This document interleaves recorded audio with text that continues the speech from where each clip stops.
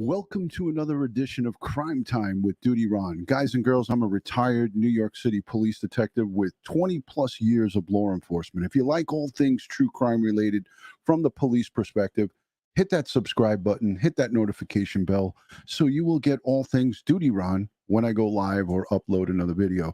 Tonight, we're going to talk about the Brian Entin Newsnation special. Newsnation Prime did a special on Vicky White's and Casey White's escapades here. So we want to just go over that. We want to talk about it. But before we get into it and talk about that coverage, I want to say a special thank you to the Patreon supporters, the channel members, and all of the folks who positively engage in this community. We speak about really difficult cases, and some of them are really, they tug at our heartstrings, but I want to say thank you to each and every one of you guys for showing respect and dignity for the families and for the victims. Again, this case is just mind-blowing. We heard from the sheriff tonight. We heard from the district attorney over in Lauderdale County. They upped the reward money for Casey and Vicky's arrest and or information leading up to their arrest. So a lot of things have been going on in this case. The vehicles we recovered, I spoke about it today. We covered it on an earlier live stream, and it was just just unbelievable that they found the car last Friday, a week ago today, and we're just hearing about it today, 7 days later. So yesterday, they were notified about it from the Tennessee authorities, and it's just mind-boggling. But for those of you in the chat, by a show of hands, who was able to see the Newsnation special? I condensed it down to 9 minutes instead of an hour long with all the commercials. It was really 9 minutes of content. It's posted on the Newsnation YouTube website. So just by a show of hands, who was able to watch that? Let me know by putting a 1 in the chat if you were able to watch it. Put a number 2 in the chat if you didn't see it, if you're outside the country or you had no way of seeing it. We're going to watch it here tonight. Tat said she saw it. Thank you, Tat, for chiming in. Hello, Cecile. Thank you so much for becoming a YouTube member. Appreciate that. Thank you for joining the family. A couple of folks haven't seen it. Oh, wow. More than a few haven't seen it. Hi, Emily. Good to see you, Emily. Joey Brooklyn's here. He's a part-time moderator here. No, Joey Brooklyn's moving into a new home, so he hasn't been on the air a lot. I think a lot of people have seen it. Catherine hasn't. There's a fair share of some who have seen it and some who haven't. All right. Well, without further ado, let's jump right into it. Let's take a peek at this, and we'll watch it uninterrupted without any commercials. And that's the great part about this, is that instead of an hour mixed in with commercials and whatnot, we're going to see about 10 minutes of the meat and potatoes. They interviewed former colleagues. They interviewed the sheriff. They interviewed friends. They interviewed even someone who got out of jail, who was just bailed out of jail, about her experiences with Vicky. So let's give this a try. Let's take a peek at this. And thank you guys for all being cooperative. You know, Dutyron, sometimes I do get challenged in the technical field, and then we'll watch it and then we'll talk a little bit about it. All right, but here we go. Newsnation Prime. Thank you to Brian, Entin, and Marnie. They do a great job.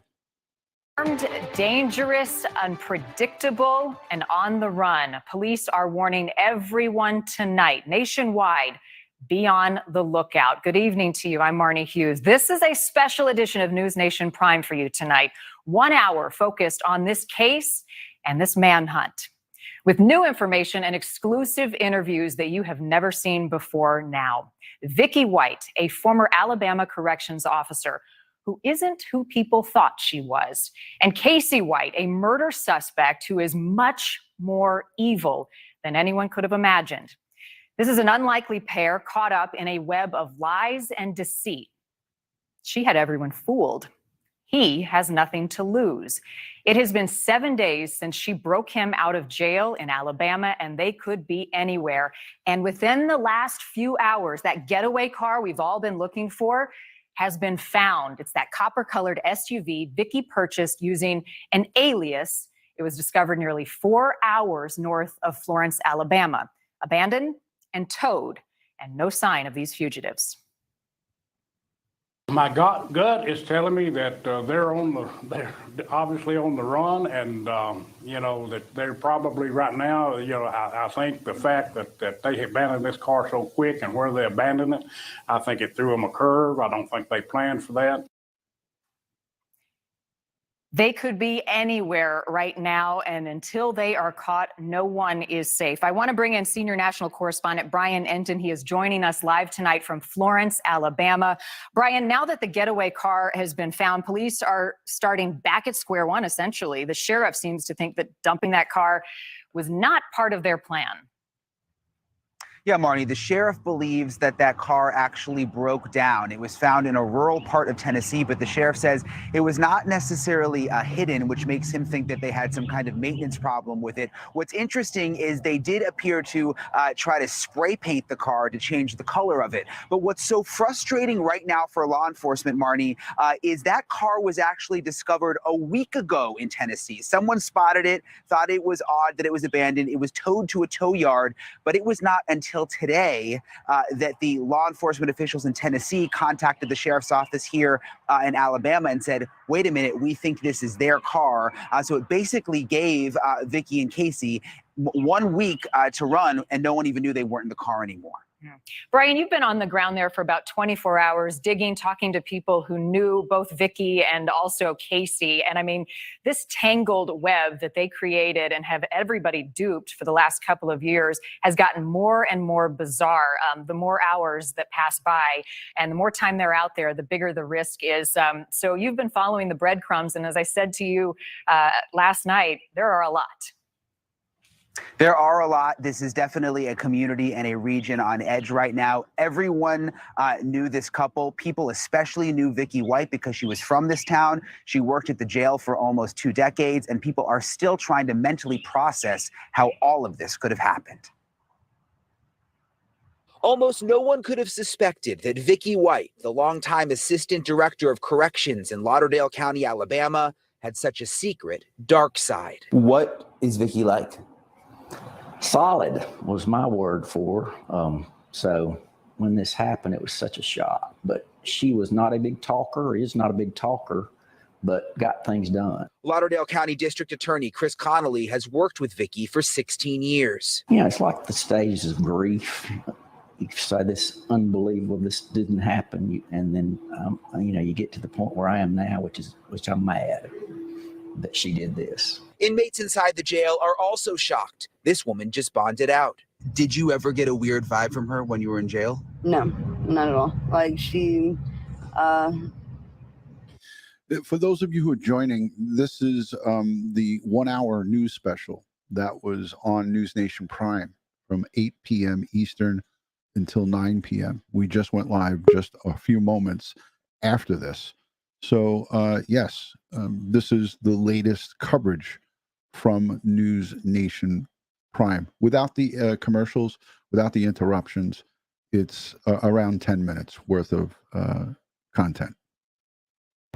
no, I never did. I never thought. Inside the jail are also shocked. This woman just bonded out. Did you ever get a weird vibe from her when you were in jail? No, not at all. Like she, no, I never did. I never thought that she would, break any kind of rules like that. She was the person you could go to if you were having problems with any kind of COs or anything like that. Having been in jail, are you surprised that she was able to get him out like that? No. Mm-mm. Why not? Because it's chaos here. Detectives are piecing together the days before Vicky vanished with inmate Casey White. There have been reports Vicky was seen inside this department store buying men's clothing. Workers inside told me they could not comment. And others report seeing Vicky at this adult store before she took off. A woman working in... See, this is what I like about, let me just put myself back on the screen. This is what I like about Brian Entin is he goes to all these locations and goes out to all the things that were rumors or somewhat truth. Like it was rumored that she went to a negligee shop and ordered negligee. And look, you got this guy, Brian Entin, an investigative news reporter, walking in to this this negligee shop. So this is why I like what he does, and he does it. He manages to pull this all off with respect, and that's what I like even more about him, is that he does it with respect. So this is pretty cool, and I'm gonna let the rest of this roll. And others report seeing Vicky at this adult store before she took off. A woman working inside told me her lawyer advised her not to talk about whether or not Vicky was a customer. The sheriff confirms Vicky and Casey were having a romantic relationship. Vicky lived in this house 18 miles from the Lauderdale County Jail, but sold the house days before she disappeared with Casey for $90,000, well under market value. Is that all money that she would have? Like, is it cash? Is it? My understanding is that yes, that she got that money out of the bank, and In cash. and I saw where her mother said she was also. Now I want to also say here that the district attorney, I would say 99.9% here, he's not going to speak on this about her getting the cash if he didn't have knowledge of it. Now again, this is Brian Entin, a news reporter, asking questions. This is going to just show, when she's brought to justice, that her intent and how she perpetrated and put this whole thing together with finances, with advanced planning, contraband and whatnot brought in and out of the jail and things of that nature. This is important stuff. A frugal person, so she likely had a pretty sporty amount of money on top of that. Vicky was divorced, but still lived with her ex until he passed away in January from Parkinson's. They had no kids, and the sheriff wonders if she was grief-stricken. They've been divorced for several years, but I think they were still on speaking terms. And I've wondered if that might have had something to do with this or not. Vicky's mom, Pat, lives right next door to the house Vicky lived in. She did not want to go on camera, but told me this is not the daughter she knew, and that all of this has come as a total shock. But there are some people who knew Vicky who are not as surprised. Right now, we're going to meet up with one man who worked with Vicky at the jail. Nobody is surprised. Now, let me just put this also too in context. This is a former correction officer that was worked underneath her. She was his boss, and I believe she fired him.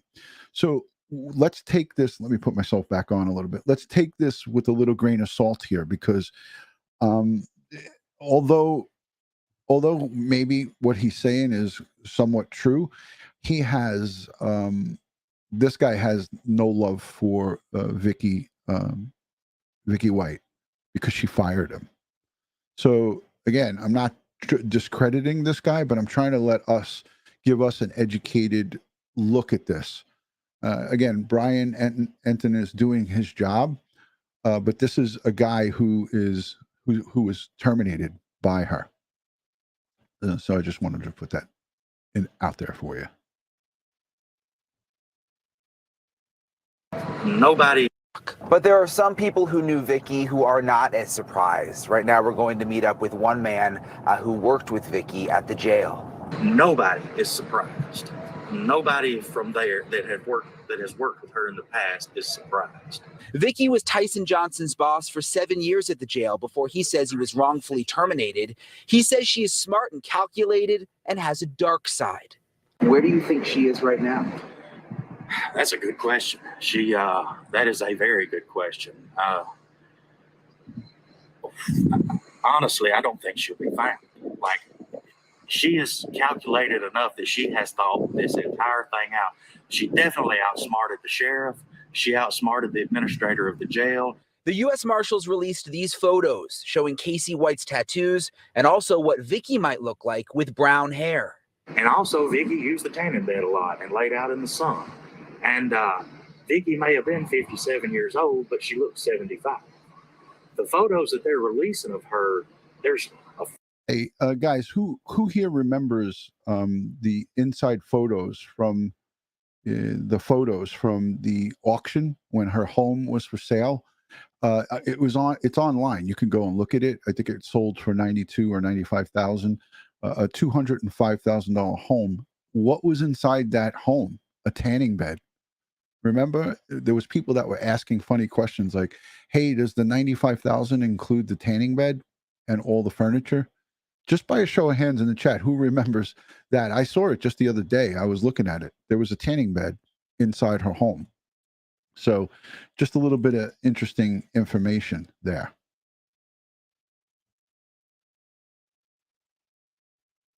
May have been 57 years old, but she looked 75. Outsmarted the sheriff. She outsmarted the administrator of the jail. The U.S. Marshals released these photos showing Casey White's tattoos and also what Vicky might look like with brown hair. And also, Vicky used the tanning bed a lot and laid out in the sun. And Vicky may have been 57 years old, but she looked 75. The photos that they're releasing of her, there's a filter. They're all bright on the face because it's not showing the true her. A lot of people, former employees that have called me, it's like, if Vicky dyed her hair gray and put on some old lady clothes and glasses, she could walk right by you and you would never know it. How long will Vicky and Casey avoid capture? Their getaway car now found, but law enforcement admits the fugitive. Yeah, I mean, again, I'm saying this because it's the truth. I mean, he was terminated by her. He was terminated by her. Vicky White terminated this guy. She took his job away from him. She fired him. She essentially fired him. I'm saying that some of the stuff that he is saying about her is a way for him to dig back at her. No doubt. You know, saying on national television that she is 57, well, 56, but she looks 75.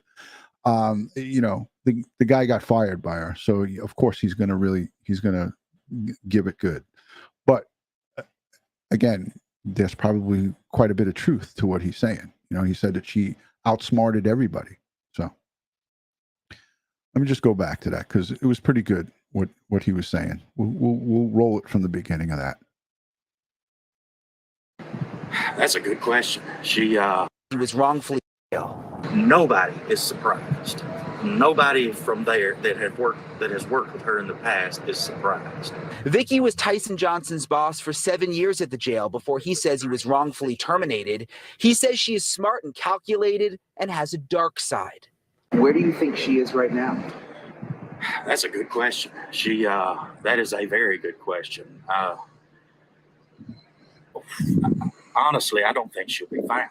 Like, she is calculated enough that she has thought this entire thing out. She definitely outsmarted the sheriff.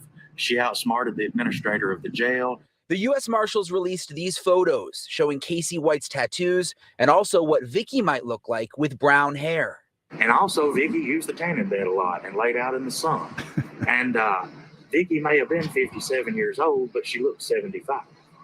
The photos that they're releasing of her, there's a filter. They're all bright on the face because it's not showing the true her. A lot of people, former employees that have called me, it's like, if Vicky dyed her hair gray and put on some old lady clothes and glasses, she could walk right by you and you would never know it. How long will Vicky and Casey avoid capture? Their getaway car now found, but law enforcement admits the fugitives have been one step ahead of them and could be anywhere. I think that her knowledge of corrections and her knowledge of the procedures that we use here in the sheriff's office on transport most definitely played to her advantage. I think this was a very well thought out plan. Do you personally think they're far away? I do. Let me say this. I don't think I wasn't saying he was bitter. I'm just saying that he has every opportunity here to really dig her good because she did terminate his job. But yeah, let's listen to what the district attorney has to say. I do. The procedures that we use here in the sheriff's office on transport most definitely played to her advantage. I think this was a very well thought out plan. Do you personally think they're far away? I do. I mean, I can't see her as smart as she is holed up somewhere around here, but who knows? Obviously I didn't know her as well as I thought I did. And important to point out, if anyone sees Vicky or Casey White, the sheriff is emphasizing to stay away. They believe the couple right now is armed and dangerous. They believe they have an AR-15 and a shotgun. Marnie? Yeah, so people are looking for them, Brian. Their pictures are plastered everywhere. He's 6'9", so he's hard to miss. But you talked to some people today who said they're likely changing their disguise, so you may not be looking for what you think you're looking for. Absolutely. The district attorney, who is very much a part of this investigation, says they are working on one theory, that it is possible that they have a wheelchair with them and that Vicky is actually pushing Casey in a wheelchair and that he may have a wig on to disguise himself as a woman. She has him in the wheelchair possibly so that you can't tell how tall he is. So that's a pretty good depiction there of the size difference. I mean, look at this. This is a huge size difference. We've spoke about the wheelchair. How many people here in the chat believe that they have that she's pushing him around in a wheelchair? I think they're definitely laying low. But the wheelchair, you know, they have to have some idea of, you know, what's going on. The wheelchair is definitely a smart idea, but now it's out there. You know, now it's out there, and people are going to look for it. There's quite a few other things that I'll talk to you about after this. Hi, Karen. Good to see you. Single mom of 4. Thank you. Thank you. So, yeah. They're not sure that that's what the investigation says. They are working on one theory, that it is possible that they have a wheelchair with them and that Vicky is actually pushing Casey in a wheelchair and that he may have a wig on to disguise himself as a woman. She has him in the wheelchair possibly so that you can't tell how tall he is. They're not sure that that's what's happening. It's one thing they're looking into. They're also not sure where they are tonight. They say at this point they could be anywhere. And if you see them, do not approach them. Call 911. Brian, you'll be joining us later in the show with another update. We'll see you then. Thank you. Thanks for watching. So there you have it, folks. You know, a condensed version. There was a little bit more to it. But, you know, what I'm going to do is I want to play the news conference from today. There was a press conference with the sheriff. And then I want to talk to you guys about how I feel as a law enforcement professional, how much Sheriff Singleton is involved in this investigation, and you're gonna be surprised at what I have to say, because again, you know, perception is overwhelming for me. But let's play a little bit of this. Interrupt your regular programming with breaking news. Okay, here we go. Let me get this full screen.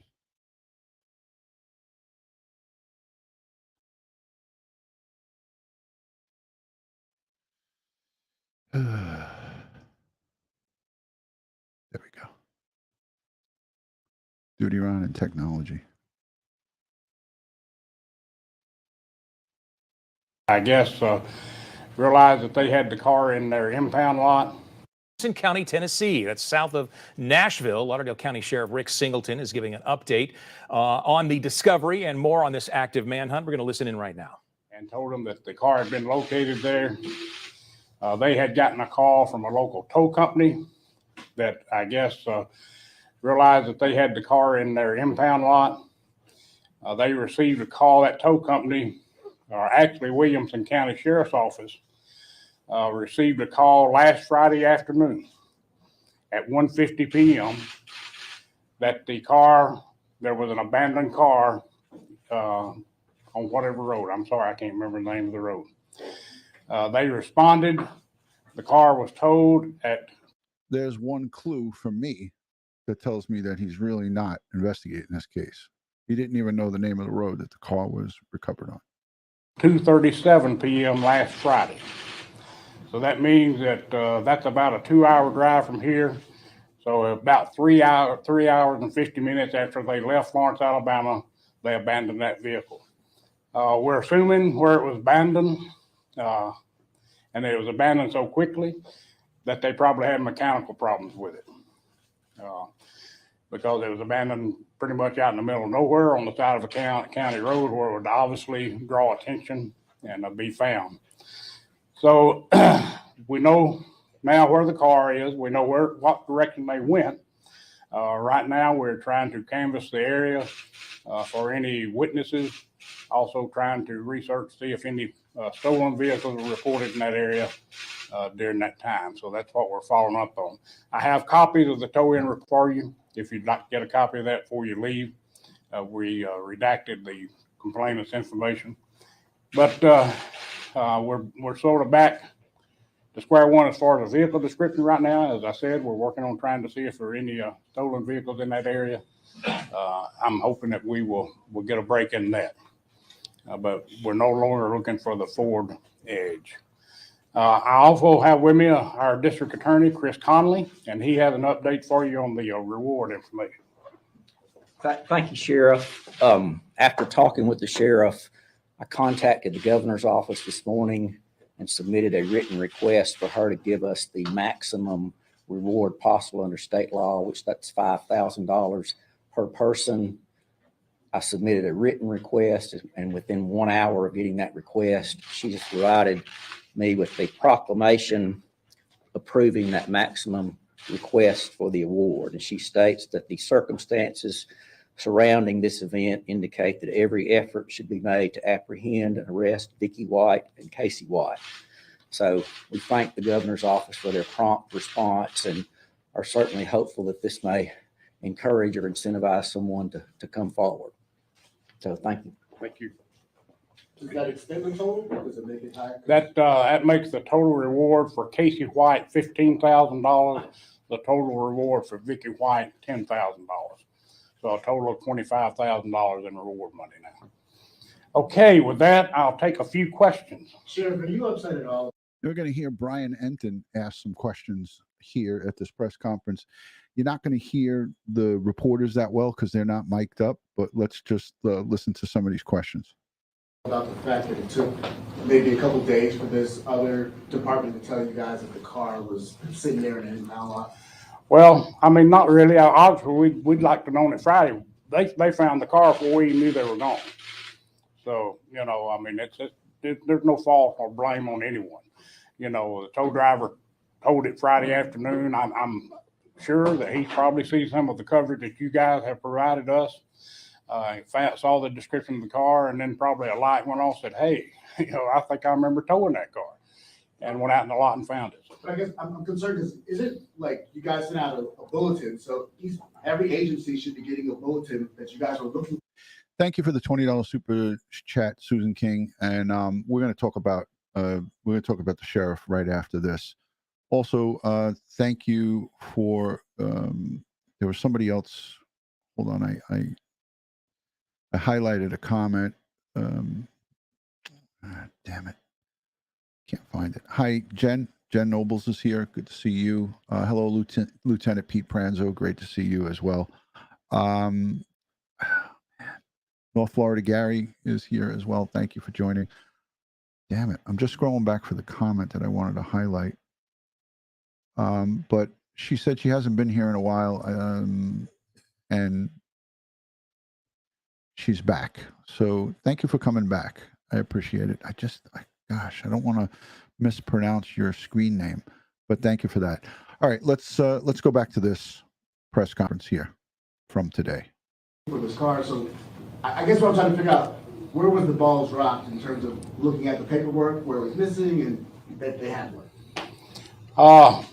You know, I'm not sure I followed that question, but are you saying the deputy that responded to the call? No, I'm just basically saying you guys put out a bulletin to the entire country that you're looking for this car. Yes. And so I guess what I'm saying is, at what point did they look at the bulletin to notice that they had the same car that you were looking for? Well, the car was towed on Friday. That bulletin went out, if I'm not mistaken, Tuesday morning. So, you know, there again, that's about a 4-day delay. And I'm sure at some point in time, the reporter here was asking the sheriff, why did it take so long for them to figure out they had a murderer's getaway vehicle who broke out of your jail? And he said it took 4 days to put out the bulletin from Friday to Tuesday. And then they were notified on Thursday. So Tuesday, Wednesday. So 2 extra days after the bulletin went out, they put 2 and 2 together. And he's going to talk about how they put 2 and 2 together. A light went off in this guy's head, and he thought, wait a minute, you know. I mean, they tow a lot of cars, you know. Sheriff, was there anything found in the car? What sort of state was the car in? And has there been any credible sightings in that area of Tennessee? No credible sightings I'm aware of. The car was, there was nothing in the car. The car was not inventoried by the record company, and the comment is that it didn't appear to be anything in it. It had been, there had been an attempt to spray paint it. And I have some photos if you want to see it. It's a botched up job, but they did attempt to try to paint it a little bit. What makes you think the car actually broke down, and, as opposed to them just ditching it, getting Well, into the car? Because of where it was found, a rural road, county road, where there's, there may not a lot of traffic, but somebody obviously would see it sitting on the side of the road and call it in, which is what happened. If I were going to abandon a car that I knew was hot, it would be in a crowded parking lot somewhere where it blend in and not stand out so much. Have you been able to piece any more of the puzzle pieces together in terms of what Vicky was up to leading up to this? There are reports that she was at the Kohl's buying large men's clothing and also at an adult store. I agree with that, Rose. The wheelchair theory is probably not probable with a man his size. So if he was just a standard sized person and not 300 plus pounds, yes. We'll talk about the radio. Hang on to your questions until we're done with this. I'm going to answer a lot of questions after this. And no, they're not in Rogersville, Tennessee. That's the Summerwell's people, Jagaloons. I'll put the Jagaloon sign up in a second. I don't know what she was up to. I think at this point it's obviously together in terms of parking lot somewhere where it blends in. This is Brian Entin asking about is it a fact that she went to Kohl's to buy big men's clothing, and did she go to a negligee store? And he's answering Brian Entin. And call it in, which is what happened. If I were going to abandon a car that I knew was hot, it would be in a crowded parking lot somewhere where it blend in and not stand out so much. Have you been able to piece any more of the puzzle pieces together in terms of what Vicky was up to leading up to this? There are reports that she was at the Kohl's buying large men's clothing and also at an adult store. I don't know what she was up to. I think at this point it's obviously, a jailhouse romance or something, but that's the only explanation I really have. Is there anything on video that you've seen to support that it was a romance? Not that I've seen. I saw a hand over here a while ago, I thought. Sure, quick question. Yeah, yes, sir. So Brian was asking some pretty good questions, and he didn't answer them at all. So interesting. He asked him about the clothing and negligee and the big man's clothing. And he kind of just blew him off and went to somebody else. But Brian asks another one after this. We have the car in your possession, in law enforcement's possession. What can you glean from that vehicle, if anything, about how you're trying to track down these two? I don't know. It really doesn't leave us a lot. We just know what direction they were headed. They headed north from here. Now, where they're after Friday afternoon when they abandoned that car, which direction they had from there, we don't know. So on that particular issue, we're sort of back to square one. But one follow-up to that, I know Mr. Connolly had announced earlier that $90,000 roughly was taken out of a series of banks by Vicky White the week prior. What can you say about that? Yeah, that's my understanding, from a number of banks. And, we knew she had cash. We've been working on trying to find that, find out what she had or whatever. But yes, they had plenty of cash. Do you think she had more than $90,000 in cash? Not that we know of. Yes, sir. Sure. Do you have any information about any connections as far as family members to either Casey or Vicky White in Middle Tennessee or in that northern direction on 65? Not that we know of. That's something we'll be looking into for sure to see if we can find. I don't think so because, we've been sort of looking at that from day one as far as family connection. So yes. Thank you for joining, Wolf Girl. Happy Mother's Day to you on Sunday. Thank you for joining. In the comments, live chatters, please don't attack this man. I'm going to talk to you guys about him after this is over, after this press conference is over. We're going to talk a little bit about him and some of his some of the things that he can and can't do, and we'll get into it. But he's doing the best that he can. He's got many years in law enforcement, and this is a small community, and he's actually being very generous and very open with all the reporters and everybody. He could just shut down and not answer any questions, and we would have nothing. So think about cases where we don't hear anything, like Summer Wells and Barry Morphew and some of the other ones that we're really frustrated on. And look at this. So it's like we can never be happy when we get too much information. And this guy has been very transparent, and he's open. He's telling us some of his weaknesses, and I'm going to talk to you guys about that right after this. On foot? Well, they were when they lost their vehicle. Now, you know, there again, did they steal another car? They hitch a ride with somebody or something? You know, we don't know. Just answer the question. I was going to say, have you had indication how they left that remote area? Yeah. Let's move on from there. No, sir, we don't know right now. Okay, thank you. Rick, how far off of 65 was the car left? It looked like, I don't know, I haven't been to the scene. Looking at the map, it looked like maybe 2 or 3 miles east of 65, due east of Spring Hill, Tennessee. So, you know, it's hard to tell for sure. But obviously, they were taking the back roads. On our last report, we heard that they had potentially had AR-15, a shotgun, and some other weapons. Do you think that they might have taken those weapons with them or still armed? I think anything they had in the car with them, they obviously took with them because there was nothing in the car. Those are weapons that Vicky White owned personally. We're assuming that they have those weapons with them. We don't know that for a fact, but we're on the side of safety. We're assuming they do have those weapons. I guess we all assume that you guys are canvassing, or someone's canvassing that area right now. Any homes nearby to where the car was dropped off? Any structures that we should? It's a sparsely populated area, but deputy marshals and other agents have been there all morning canvassing, trying to see if there were any witnesses that saw anything that might give us some lead. Sure. At this point, is there any information to believe that anyone else, law enforcement or other in the community, that were involved with either the escape or assisting them once the escape was successful? There's no indication I'm aware of that anyone else was involved other than Vicky White and Casey White. Sheriff, have there been any other credible sightings? I know you were asked about that area in Tennessee. Has there been any other credible sighting of these two? None credible. You know, the last text we received on our Facebook or our message board was that they were seen on I-5 headed north in Oregon in that orange car. So that was this afternoon or this morning. You've been in law enforcement for many years. What is your gut telling you about this whole situation?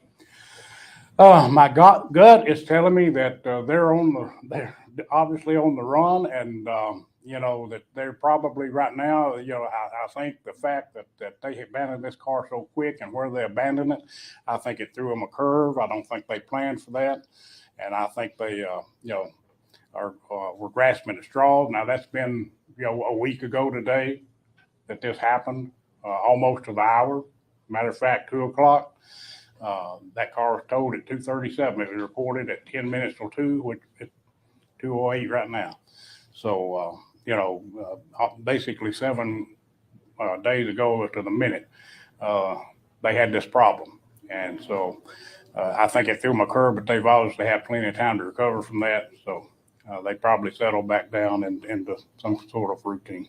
To follow up on a question earlier about whether or not someone could potentially help them, how else would they have gotten out of this rural, sparse area? If the car breaks down and they leave it aside, what are the possible avenues of transportation? Well, obviously, you know, they could have walked or someone could have picked them up. I mean, that's really about the only two options.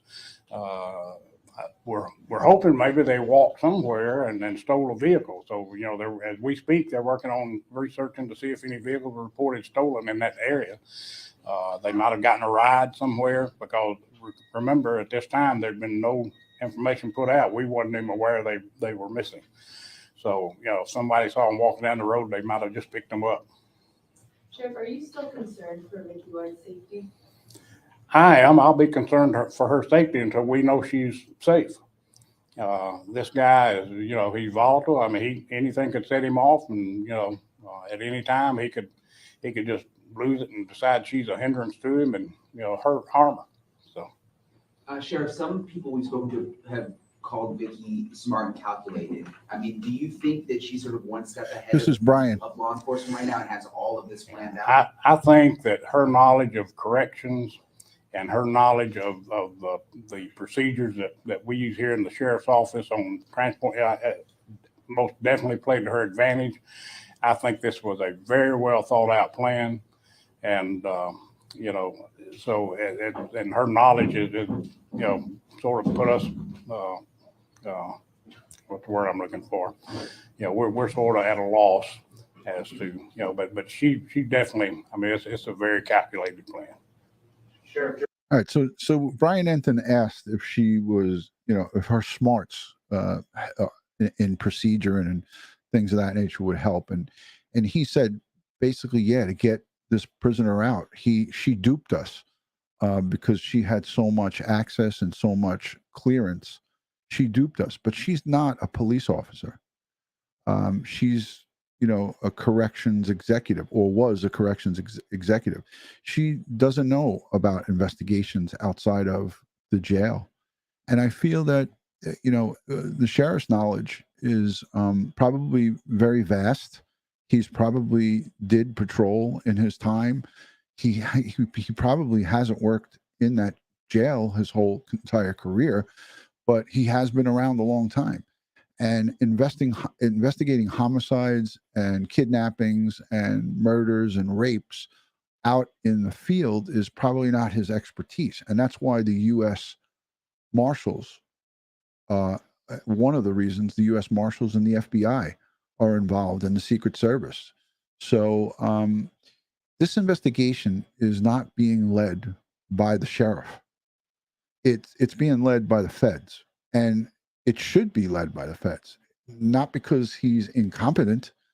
It's just that's how this goes. The U.S. Marshals are the ones who are, you know, I worked in the warrant squad, the Fugitive Enforcement Division. When we went out and searched for someone across state lines, guess who I had to bring, or we had to go with? The U.S. Marshals. When you cross state lines with felons, and they have crossed state lines, the U.S. Marshals have to get involved. And that's a fact. You could look that up. So let me just let the rest of this play, and then we'll finish it up here. During your investigation, have you done any search warrants at either the home that Vicky White used to own or her mother's home? And is that why you have these missing firearms? Is that how you kind of know that information? I don't know. I would not be surprised if they hadn't done search warrants. I'm not aware that for a fact that they did, but I know they followed every lead, so I haven't asked them about that, and they hadn't informed me yet. Sheriff, what about the fact that Vicky White might be using different aliases to escape? We know she used aliases, and you know, we're following up on that as well. She used the alias to purchase the car, so you know, we know she has used those aliases. That was another piece of information that was inadvertently let out earlier this week. So I'm assuming she's probably ditched those aliases and probably got some new identities now. Yes, sir. So you've met obviously Vicky White in the past. What direct message would you say to her? The cameras are here now. You make a direct appeal to her. What would you say? Speak directly to Vicky now. She's probably listening to this, or she will listen to this. What would you say to her? What would I say to Vicky right now? The same thing I've been saying, you know.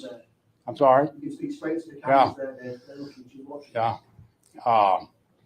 I would, you know, at this point in time, I would say to Vicky that, you know, the same thing I've been saying. You know, we're going to find you. Hopefully, we find you safe.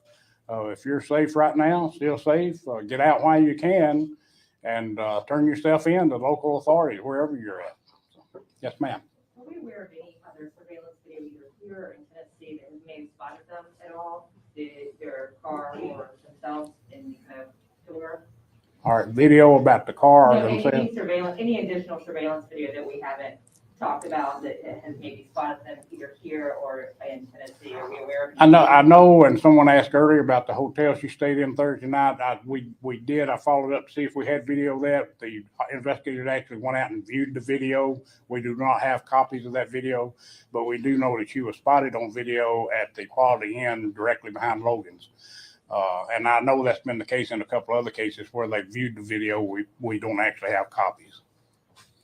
Sheriff, just want a quick follow-up question regarding the aliases.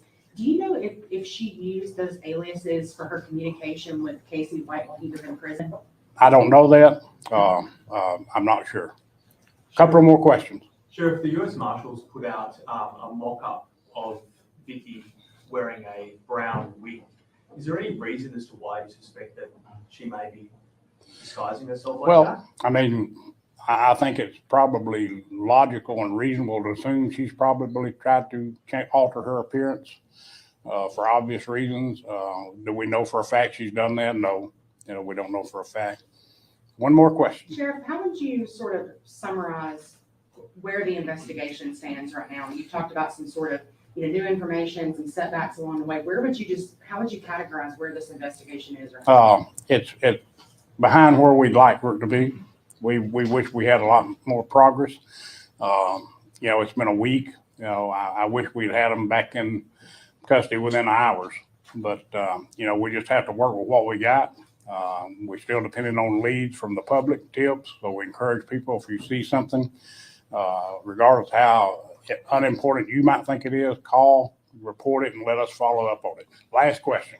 Sure, follow kind of what she asked. Using her aliases to possibly communicate with Casey White or back to possibly visit in penitentiaries, which was obviously not reported correctly or stated correctly. Does that go back to like video visitation during COVID and things like that? It does, and phone communication. The thing we've confirmed is phone communication. Yeah, I'm sorry. All right, so he just confirmed that she didn't visit him in person. It was by phone communication. And he also retracted his statement that she did go see him. So there, you heard that right there. I read that. The last question. I read that her keys and cuffs and radio have been found. Can you confirm that? The what now? That Vicky White's jail keys and her handcuffs and her radio have been That was all in the car, and we found it at the lot. Okay, thank y'all so much. And okay, so I want to go back to that because everybody's asking questions about the radio. And I'm hoping that he heard this reporter right, because this reporter asked about her keys, her handcuffs, and her department radio. And he said they've all been found. So I'm going to play it again. Vicky White's jail keys and her handcuffs and her radio have been that was all in the car, and we found it at the lot. Okay, thank y'all so much. And thank you again. I'm sorry. I read that. The last question. I read that her keys and cuffs and radio have been found. Can you confirm that? The what now? That Vicky White's jail keys and her handcuffs and her radio have been that was all in the car, and we found it at the lot. She asked if her jail keys, her handcuffs, and the radio, if that was found. And he said that was all found in the car. Did everybody hear that? Okay. Let's play devil's advocate here because I need to put this story to rest. If she had her jail department radio, the radio that you saw her on when she was walking into the building to tell the dispatch, the control room, open up the door of the Sallyport, I'm coming out with the prisoner, open up, that communication, that radio is either UHF, it's probably UHF, or VHF. And most of VHF stuff is for when you're inside prisons and the thick concrete walls, but it's a small prison. So it's probably a UHF radio system. It is only going to work within that distance of the jail. If it's on a repeater, it's only going to go for 30 or 40 miles. It's not going hundreds of miles. So if she has that radio, it's only designated for the Lauderdale County Sheriff's Department corrections. It's not a police radio where she could switch to all these different states. They're allegedly in a different state. Now, let me just say this. That radio is useless. It's not going to work. It won't work outside of her little small geographical area of employment. So for those of you who are holding on to the radio advantage, that's the furthest thing from the truth. That radio is just a paperweight. It's garbage. It's not going to pick up Tennessee operations. It's not going to pick up US Marshals radio service. It's not going to pick up the Secret Service or the Federal Bureau of Investigation. It's basically a paperweight. A scanner application, going on to a scanner app, yeah, that would help. That would definitely help. Let me just say this too, because I took some notes. So the sheriff was asked a couple of times about search warrants at homes, warrants executed, and he didn't either answer or he basically didn't have the answer. He said he didn't know, as a matter of fact. Now, he could either be doing that to just not tell anybody and using a nice way to deflect, or he really doesn't know. But I want to say this.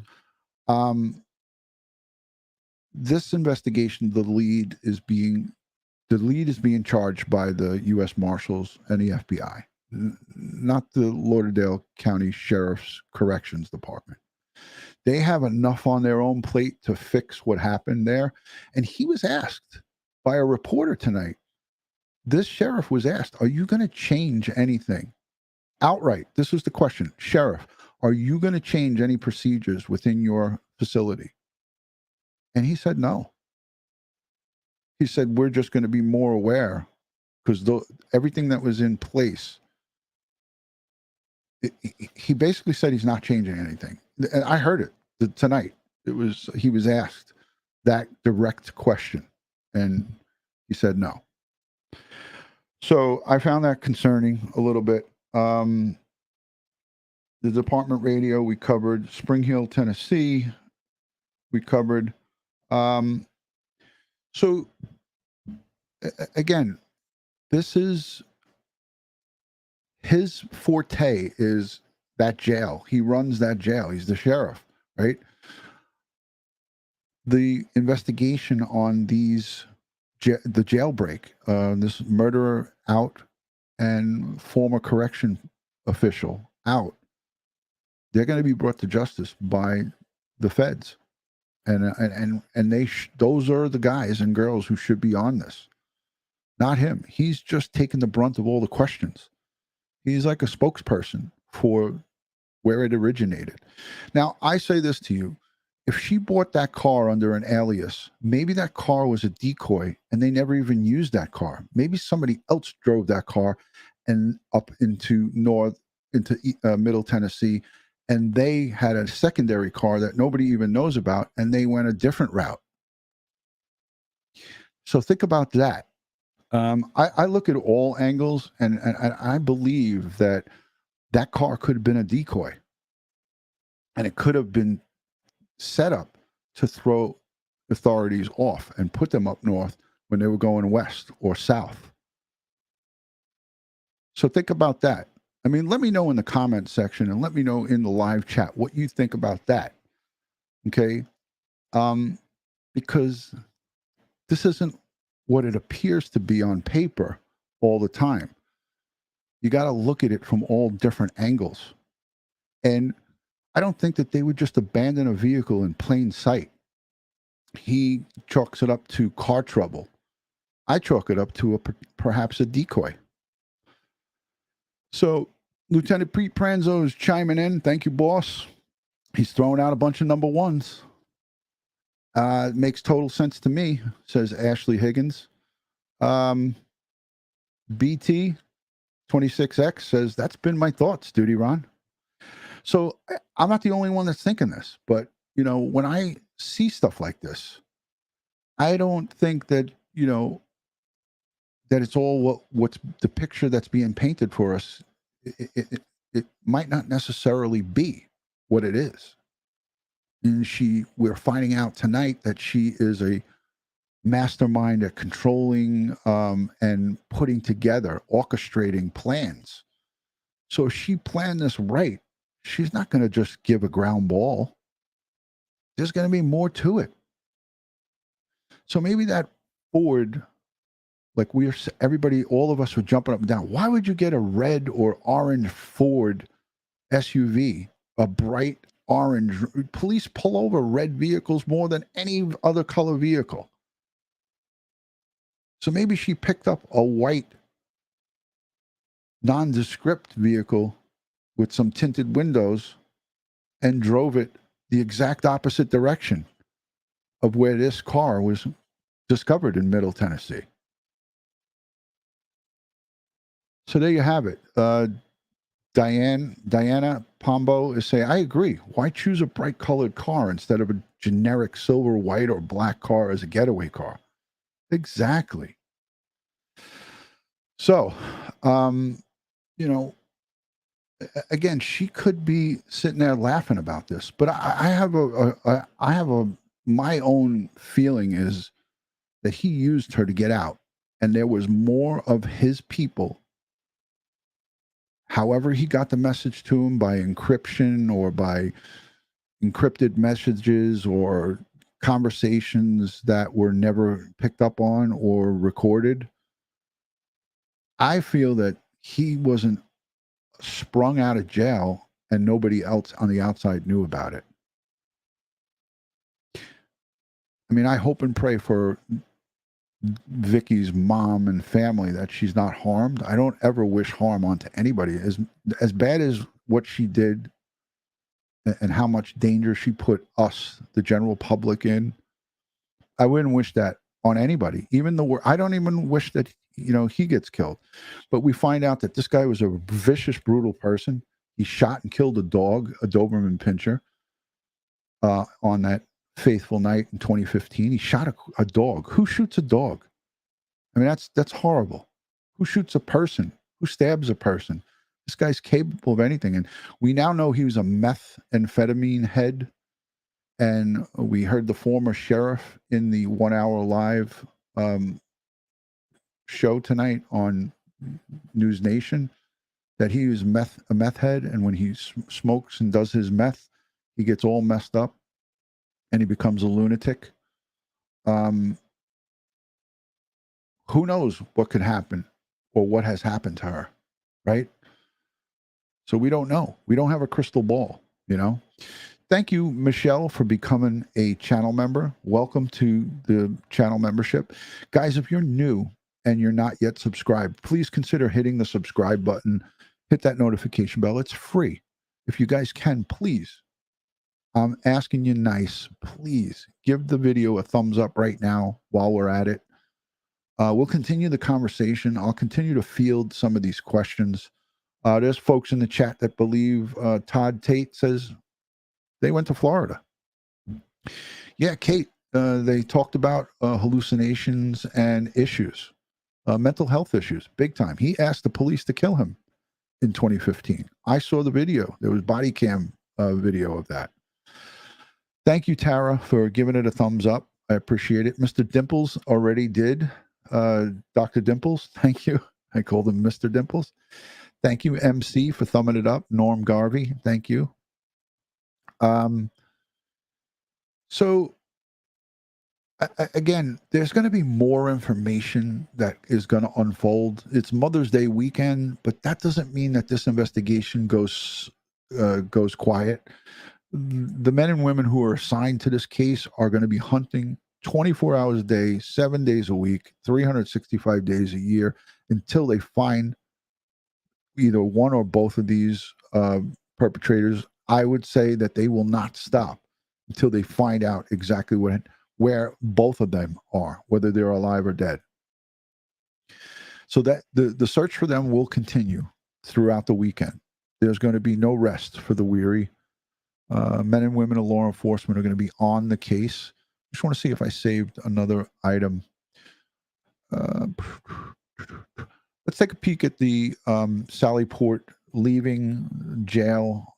This video has probably been viewed a gazillion times, but let's take a peek at it. Let me see if I got it here. Where is it? Okay, here we go.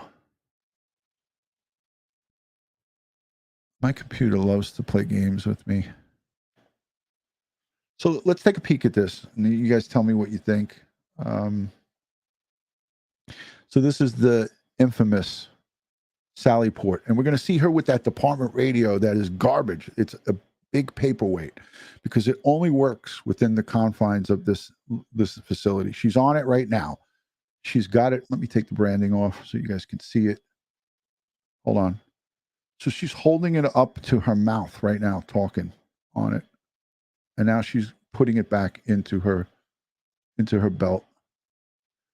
She's radioing the control room that I'm coming back into the building, unlock the door, or open up the Sallyport. Usually the Sallyport gates will only open once you get the prisoner secured in the vehicle.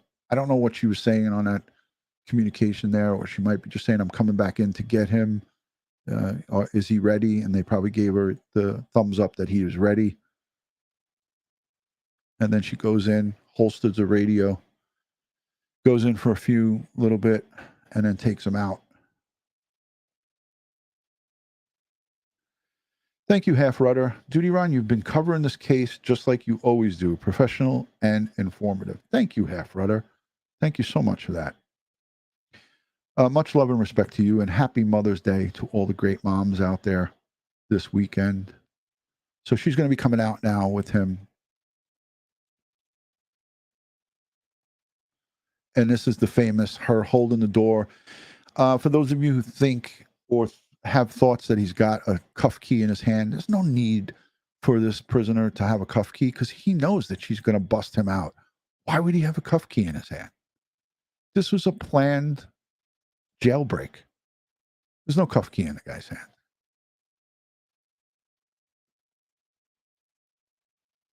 It does look like he's clenching his fists, like his right hand closed. But I've taken literally thousands of prisoners in my time during my 20 years in NYPD and transported them. And a lot of times they'll hold their fists clenched like that. But yeah, I mean, I get what people are saying that it looks like that, but there's no reason for him to have a cuff key. She's going to uncuff him, and he knows it. It's part of the plan. Let me get this off. Thank you, Half Rudder.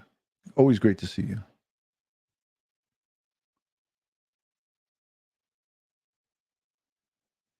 You know, it does look, you can argue that he's cupping his hand. But the reason, look, she's not even looking back at him. She's just, oh, honey, let me hold the door for you. Let me get the car door.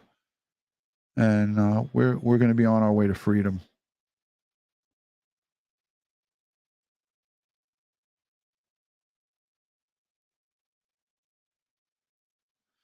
So they're out now. And here's another look at it. No seatbelt. Just get in there and let's get the hell out of here. And yeah, she's rushing to get out. And she's got that limp. Anybody see the limp that I see? Am I going crazy, or does this woman have a noticeable limp? That should be something that people should look for. And I don't see that in any of the bolos. She's definitely got a noticeable limp.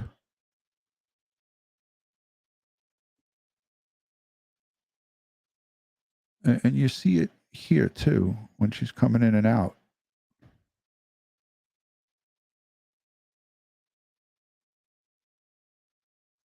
Yeah, so her left side.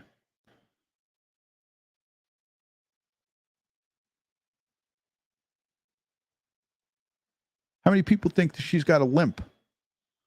By a show of hands, noticeable limp. It's her left side. She's favoring that left leg.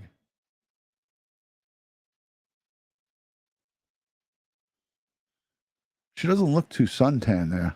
She hasn't had much tanning bed time. That's for sure.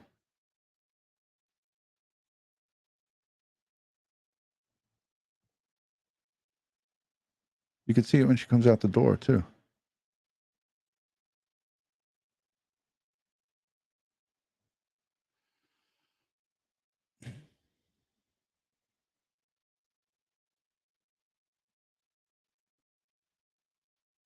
Jailhouse limp.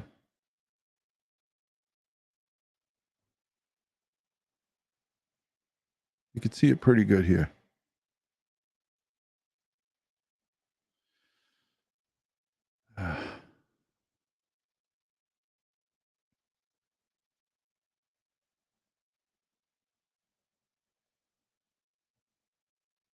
And there they go. So this gate here in front of the car, when she was on the radio, she was probably radioing them to open the gate. You know, it wouldn't be open when she was taking them out of the Sallyport, but it got open once she was in the car. So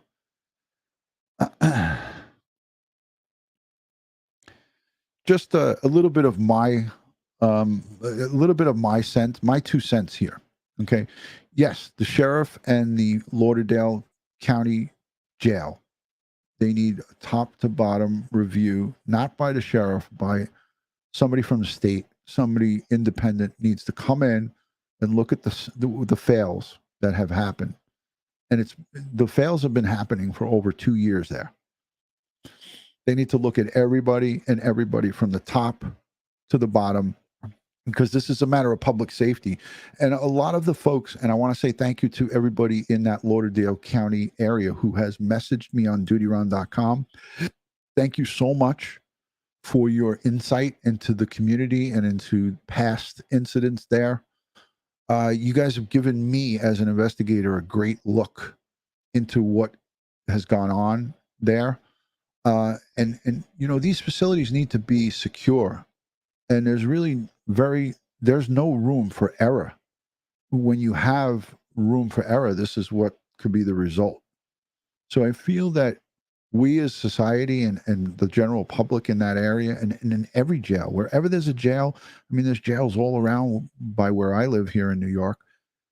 If people were breaking out of them, I'd be very concerned. And I definitely would want accountability. And the sheriff said today, you know, this poor guy said on TV in an interview, I'm responsible for what happened. I take blame for this, which is, I tip my cap to that guy, because he didn't double down. But he did say in that same interview that everything is right in place and that she just violated all the rules. But the fail safes that we talked about with Anthony Gangi from Tier Talk, these are correction professionals, Russ Hamilton and Connie Eileen, those fail safes failed because nobody spoke up. Nobody who saw what was going on said anything. And they need to be reprimanded for that. Because if something smells fishy, it's your job, when you put your hand up and you swear to take that oath, it's your job to say something. And they taught us, and Lieutenant Pete Pranzo will say, he'll concur with me. When we went through our academy training, we were told if a supervisor tells you to do something that's unlawful or against the code and rules and regulations of the department, you have to tell somebody about it. You can't look the other way.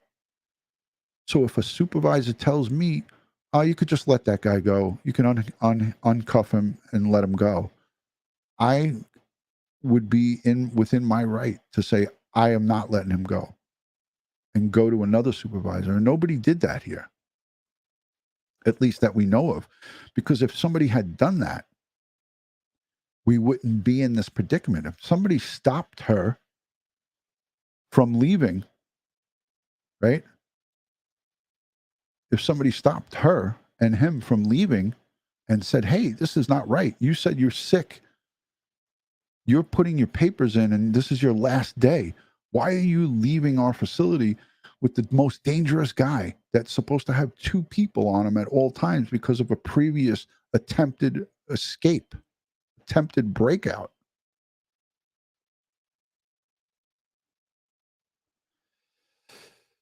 So, you know, if that fail safe, if just one person said, hey, something's not right, I'm not letting her leave, I'm not opening that gate.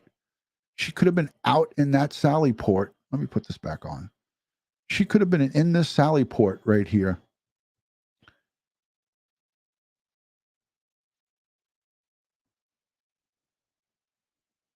You know what I noticed? I'm noticing something major right here that I haven't. Shame on me for not noticing it. Anthony Gangi from Tier Talk is here. What are we noticing about this? What's wrong with this picture right here? Here's another thing that's bad. To the right of the screen, if we were looking at the screen where it says LCSO, it's the Lauderdale County Sheriff's Office. To the right of the screen and to the front of that car, the gate is open. I've never picked a prisoner up with the Sallyport open like that, because let's just say she wasn't breaking him out. This would have been a chance for him to hobble out. That's a big no-no right there. Gange, do you see this? Anthony, those gates should not be open. Here's another here's another up. He's coming out of that facility. These gates are supposed to be closed until he's secured in the vehicle. I know this for a fact because I did this gazillions amounts of time. Right? My pickups in different states. I've gone to Essex. I've been to Sussex and all the different county jails and federal facilities.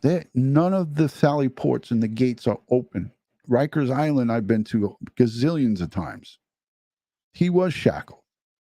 He was shackled. But look, she's coming out into the Sallyport with both right and left gates open. He could have exited stage left or knocked her over and went forward or pushed her down to the ground and got behind the car and took the car.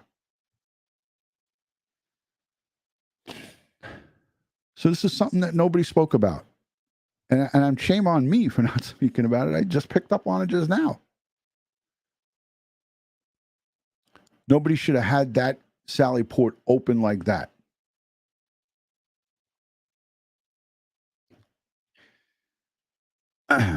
Anthony, you want to join me for a minute? I don't know. It's kind of late. Mother's Day is coming up, but if you want to join, I'll send you the link. And just to talk about this. This is Major League.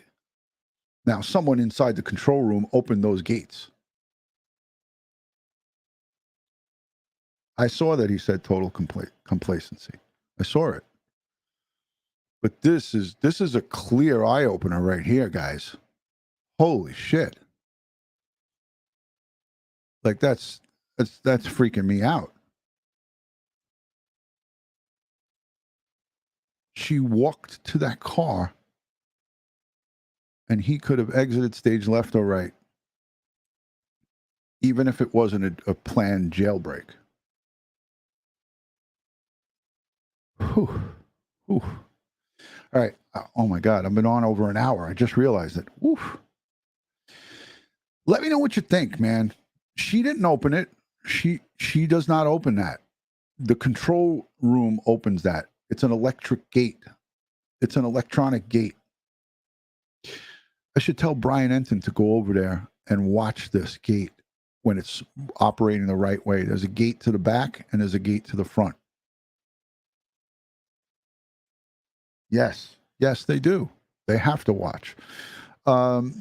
Magical Mary says, do the guards watch as they come out? If so, why wouldn't they stop her? They didn't stop her because she's the commissioner of transportation. This is a prime example of a boss bullying her way and manipulating the system. She manipulated the system herself. I can't even watch this. This is just freaking me out.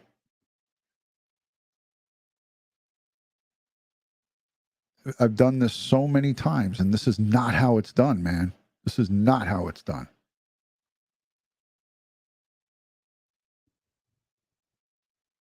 And I've not seen one person talk about this. I might have not. Somebody might have talked about it, but I've not seen anybody highlight this. As she's exiting here with them, the left is open and the right is open. I got to go back to that.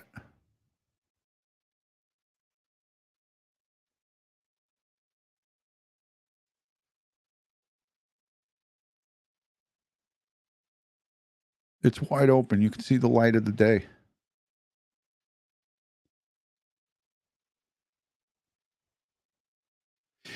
That's the corrections. That's the commissioner of transportation walking behind them. Thank you, Jamie. When you're transporting, that's a travel belt. That's customary. It's front cuffs. He's cuffed here. There's a There's a chain that goes straight down, and then you could see the bracelets right here. See his ankles right here? That's a cuff, and then there's another cuff on the other side. So, hold on, Fuzzy Doxy. I'll get to it in a second. Hold on. So, by a show of hands, I mean, I'm sure everybody sees this. Dutyron, do you think people worried that she would fire them if they complain? Yes. Yes. Yeah, we got it. I mean, that's something that needs to be spoken about. Yes. They just don't want to question the big boss. You could see the shackles at his ankles here. There's cuffs on both of his ankles, and you could see it from the front and back.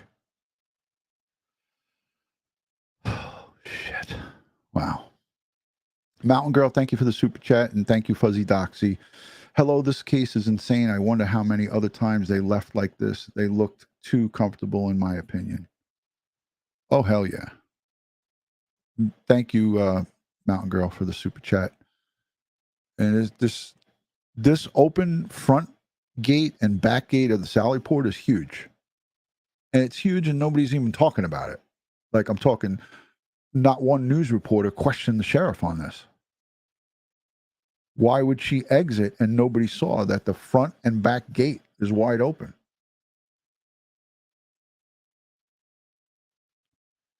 How is that allowed? Schmitty, thanks for the super chat. There's another player involved. It's not just a regular operator of the door breaking protocol. Seems like there's more to this. Really? This whole jail should be shut down. This jail should be temporarily shut down until they figure out this debacle on how this freaking nightmare. Jesus. Wow. I wonder if that gate closes now. Maybe that gate doesn't even work. If that gate doesn't work, that's a huge security issue. Huge. How did Vans leave right before him? The sheriff said Van left with 6 perps and then 5.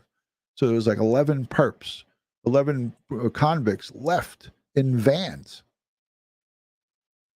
And if those gates are not working, because I didn't see them closing after she left, then there's a door that if you get out that door, you can run to freedom.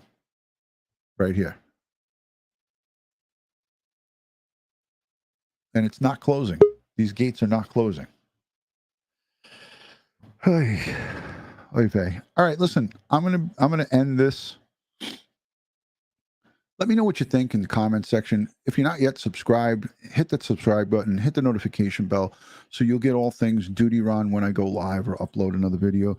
Subscribe to me on Instagram, Facebook, Twitter, and Snapchat, TikTok. Oh my God. TikTok, all one word, Dutyron. I'm going to be uploading a couple of short clips to TikTok on this case. And I always upload stuff to my Instagram. I'd like to build up the Instagram and some of my social media. So if you're not following me there, check it out. Go over to my social media, all one word, Dutyron, and you could just subscribe to my Twitter. I mean, I'm active on Twitter. Mountain Girl, again, another $10 super chat. Thank you. And the sheriff says she's a model employee. Shouldn't all their employees be red flagged? I don't know about all. I don't agree with that pile on mentality because we don't know for a fact that they're all up. We don't know that they're all effed up, but we definitely know that the people that were around the transportation director, Vicky White, they basically were just letting her do whatever she wanted to do, even if it was wrong. And that's concerning to me because in jails, there's whole different areas, there's different sections of the jail. So you can't say, oh, they're all messed up, but intake and outtake, the outtake intake area needs really to be looked at heavily here because what happened here And this gate being open like this, front and back, is a huge security concern. Every look at this facility, every look when it comes to safety and security needs to be looked at. I mean, we basically watched somebody walk out of this prison, of this jail, with a prisoner, unchallenged on all different fronts. She claimed she was sick. She wanted to go to the hospital after this, or the doctor. She was putting her papers in to retire on Thursday, the day before, and then Friday, the day that this happened, was her last day. So nobody's saying, on her last day, she's acting like a weirdo and she's doing crazy stuff. She's not going to be here on Saturday, so why not question her? Why not question her and say, hey, what the F are you doing? Thank you, DB, for the super chat. I sent Anthony the link. I'm trying to delay ending the live stream. I sent him the link. I texted it to him. Unsolved Crimes Uncovered sends in a $10 super chat. She says, hi, Ron. Much love your way. Thanks for covering. Can you send Anthony the chat? I did. I sent it to him. Are you there, Ant? All right. Anthony's here. So yeah, man, this is effed up big time. Ant, what's going on, brother? What's up, man? I love everybody here, by the way. Love you all. They came over to the channel. Dutyron sent me some love last night, and you're the people that are part of your community. They're just amazing, very supportive. I mean, literally everybody that's in your community. I just got to say thank you. A lot of love. Hey, great find on that. Me and Russ actually were looking at that earlier today when we were watching the video, trying to think of doing another episode. And the biggest concern we have is that when you have a complacent culture, the problem is complacency breeds complacency. So people break away from policy and start doing practice. So a lot of this stuff is probably built on convenience. You could have probably even have officers that have been doing this for so long, they don't even know that they're violating policy, you know? But I mean, this is big because I've never been to any facility, and I've been to hundreds of different places. I mean, everywhere in New Jersey, all of Connecticut, Pennsylvania, even some of the oldest jails in Pennsylvania, they don't allow you to get out into a holding area like this with the gates open. They're always closed.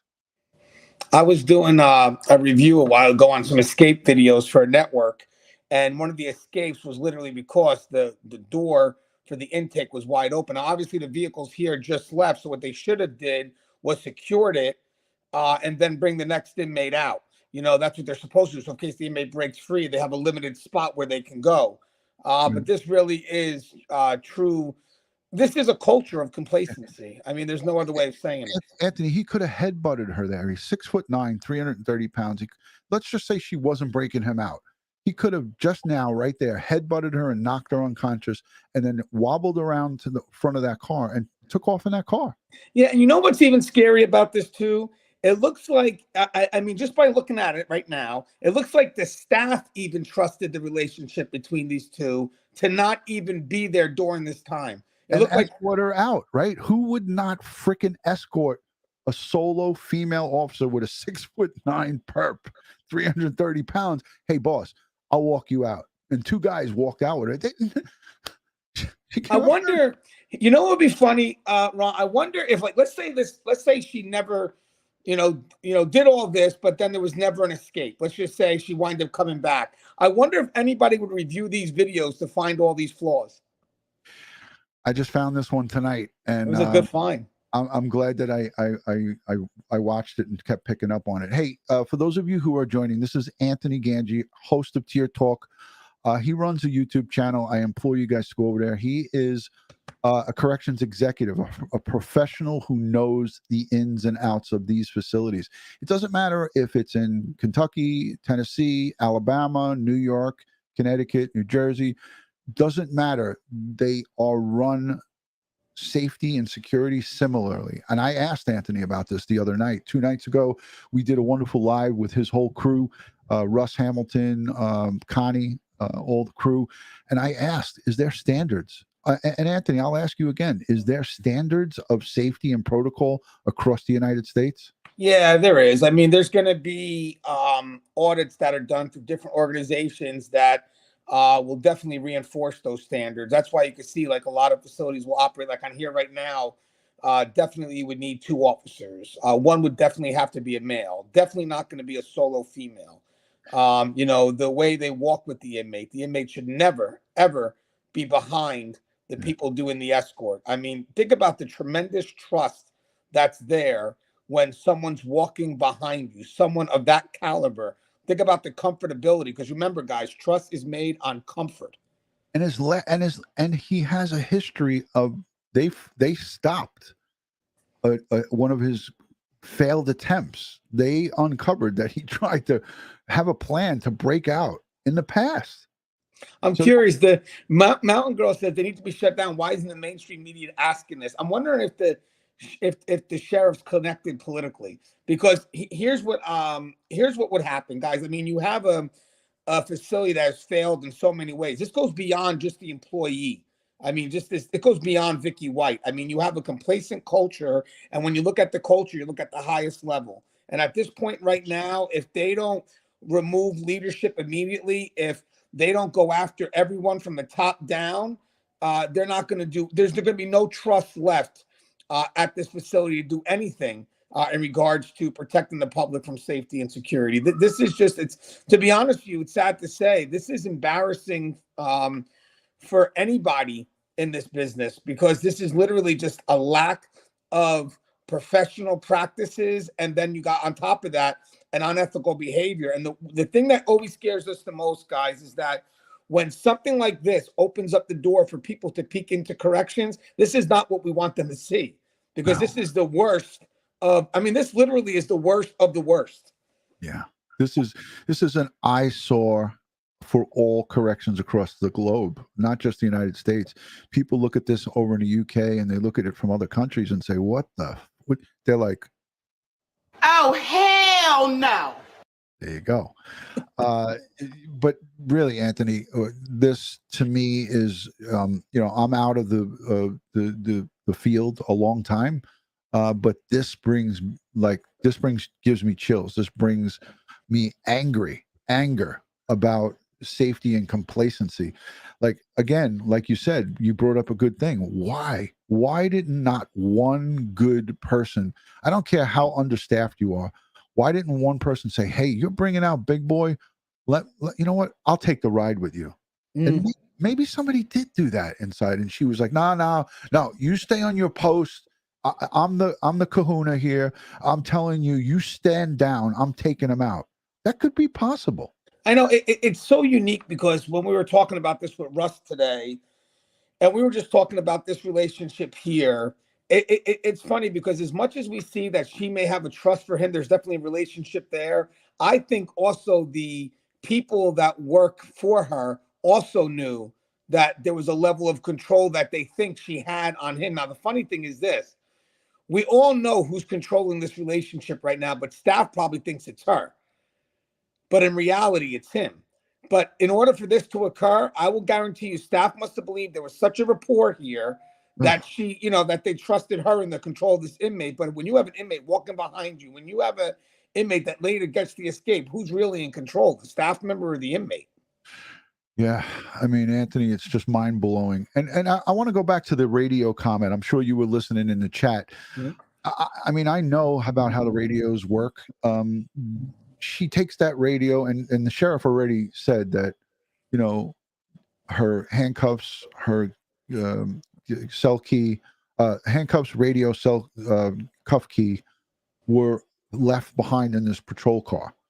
But if she had taken that radio and brought it to Tennessee, 100 miles north, is that thing working over there? Well, the radios are usually tracked by it's a central tracking system, They're on a repeater. They use them on a repeater system, right? Use something within the jail as like a repeater tower.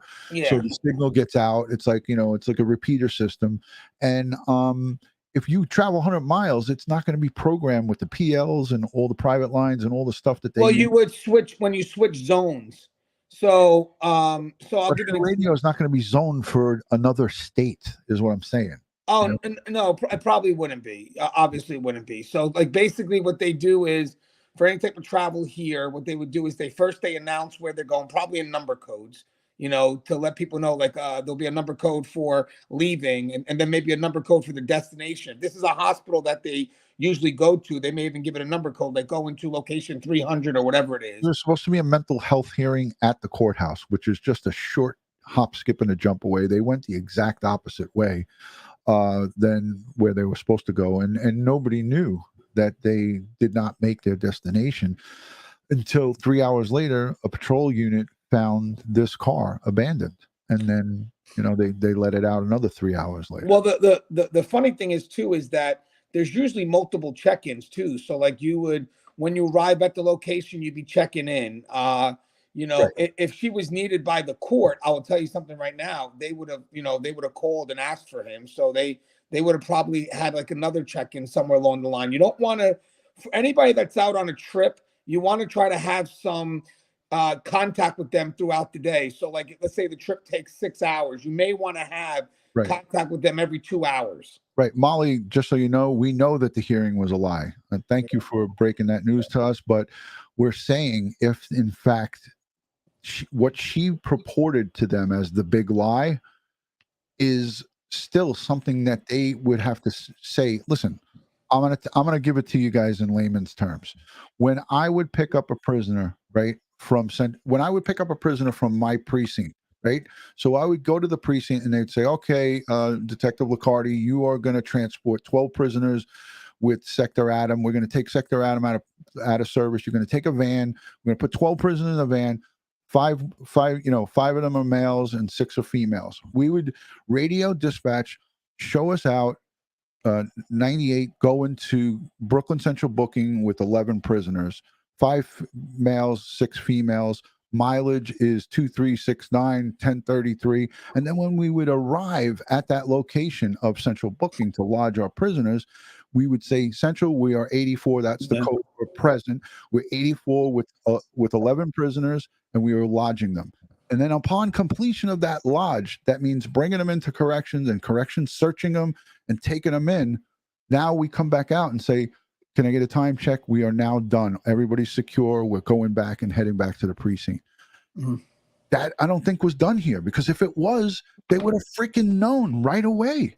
Yeah, like when I agree. Like, same thing with us. The vehicle would have a number code, so you can identify the vehicle, and then it would be the number if you're en route. And then, as I said, we may put the location as a number, so in case anybody picks up. This debacle is what I'm saying, Anthony. It does eliminate this debacle, and that should be standard protocol. Right. So the funny thing here too is if you have a mental health evaluation, there'd be an order for that, and that order would go through to probably, I would like to think, administration, someone on the higher up that would be in a position to make sure that it's legit. They would sign off on it, and then that order would then be given to the officers, the supervisors of the area, the shift commander, so they would be known that this inmate is set out for a trip. Now, sad thing is this, though. Some positions of authority, they may take their word over the order, because sometimes, again, it's paperwork. You know what? I'm going to go ahead and, Vicky White says it's good to go. She's in a position to, do that. So I'll go ahead and we'll listen to her. So I think she definitely could have. Again, I'm going to give the facility the benefit of the doubt on this, I hope.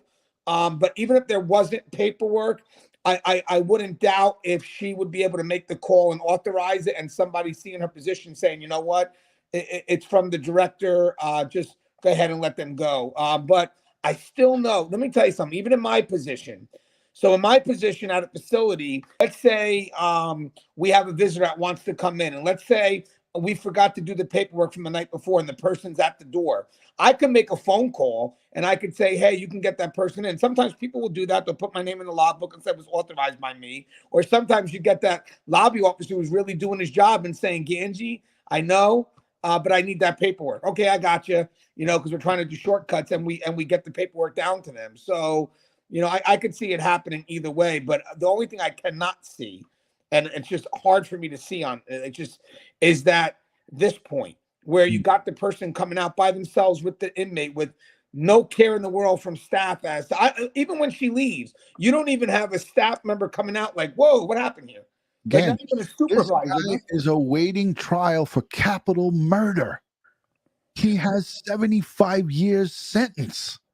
What about, it'd be funny, Ron. What about, and again, this is just way out there, but what about when they did the 2 trips out, and when they did the 2 trips out of the inmates before, that kind of emptied out a piece of the facility in which she was able to do this on her own?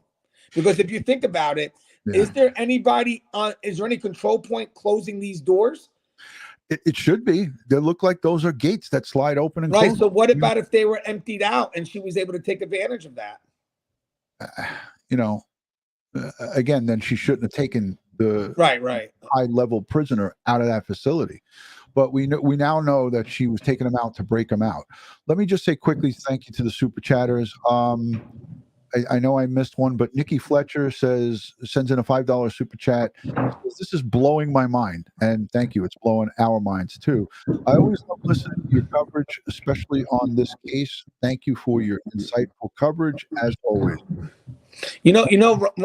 I actually think it was Alicia or something. Alicia's awesome. She's part of this community too. Alicia B, yeah, she's great. Yeah, Alicia B is just phenomenal. Montana Mama, thank you for the $5 super sticker. I emailed her because on my community, I posted an old video that we did of an officer named Rosie who was raped on the unit, and she tells her story. And the reason why I started doing these and going back to some of the older ones, I even have another video of a sergeant that was killed, and the mother tells the story of what happened to her daughter.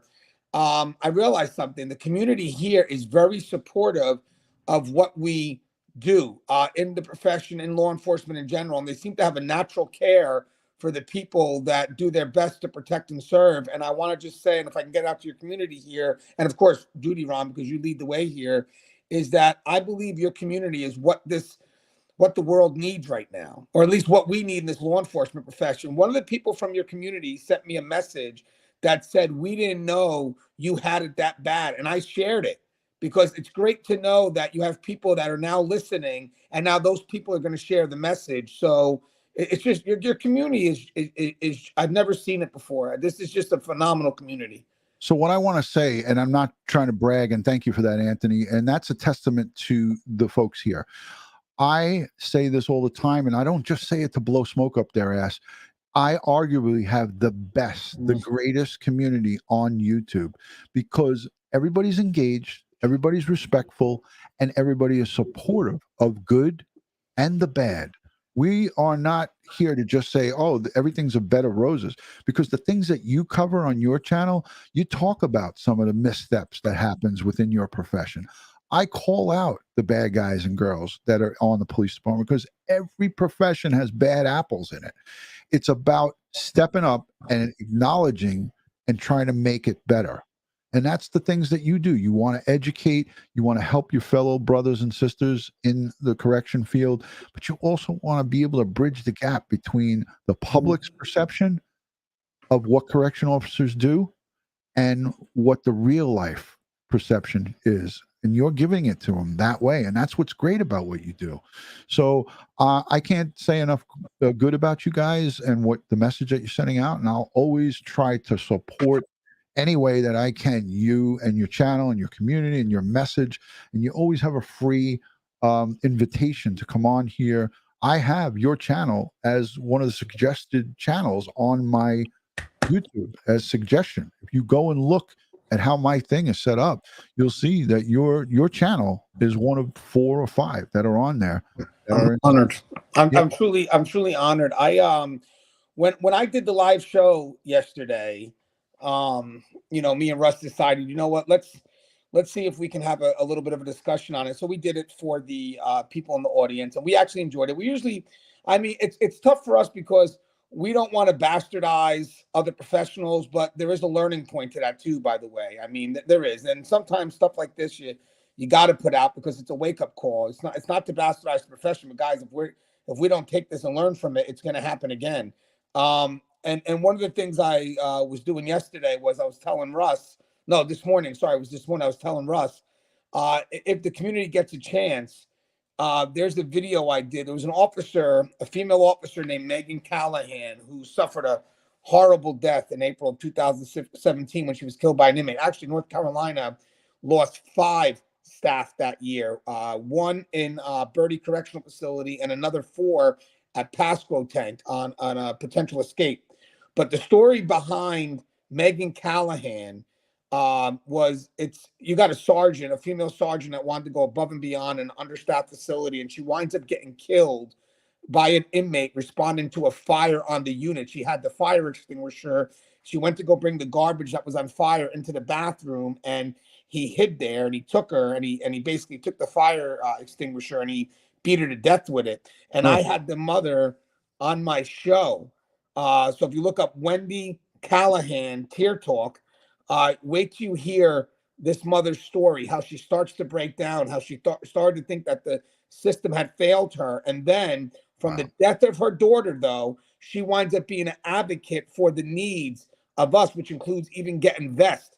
A lot of correctional officers don't have vests. Vests, yeah, amazing. Well, everyone should go over and watch that episode. So Tear Talk and Callahan. I'll send you the link if that's okay. If you want to. Yeah, definitely. I want to show you, Anthony. So this is my channel, right?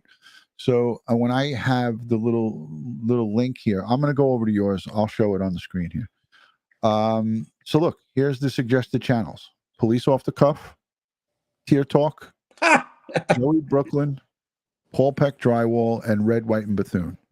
Those are the 2. I'm in good company.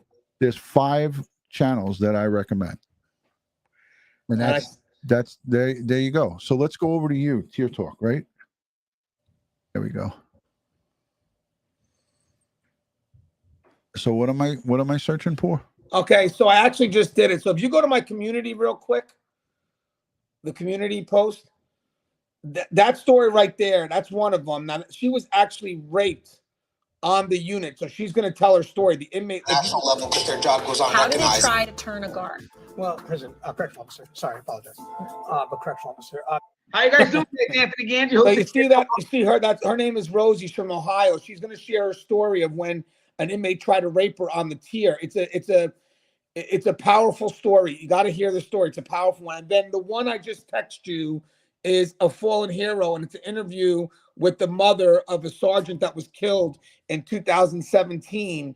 And, it just shows you a little bit about what's going on. And they're 2 females. And I wanted people to know it kind of adds to the theme we've been doing the last couple of days.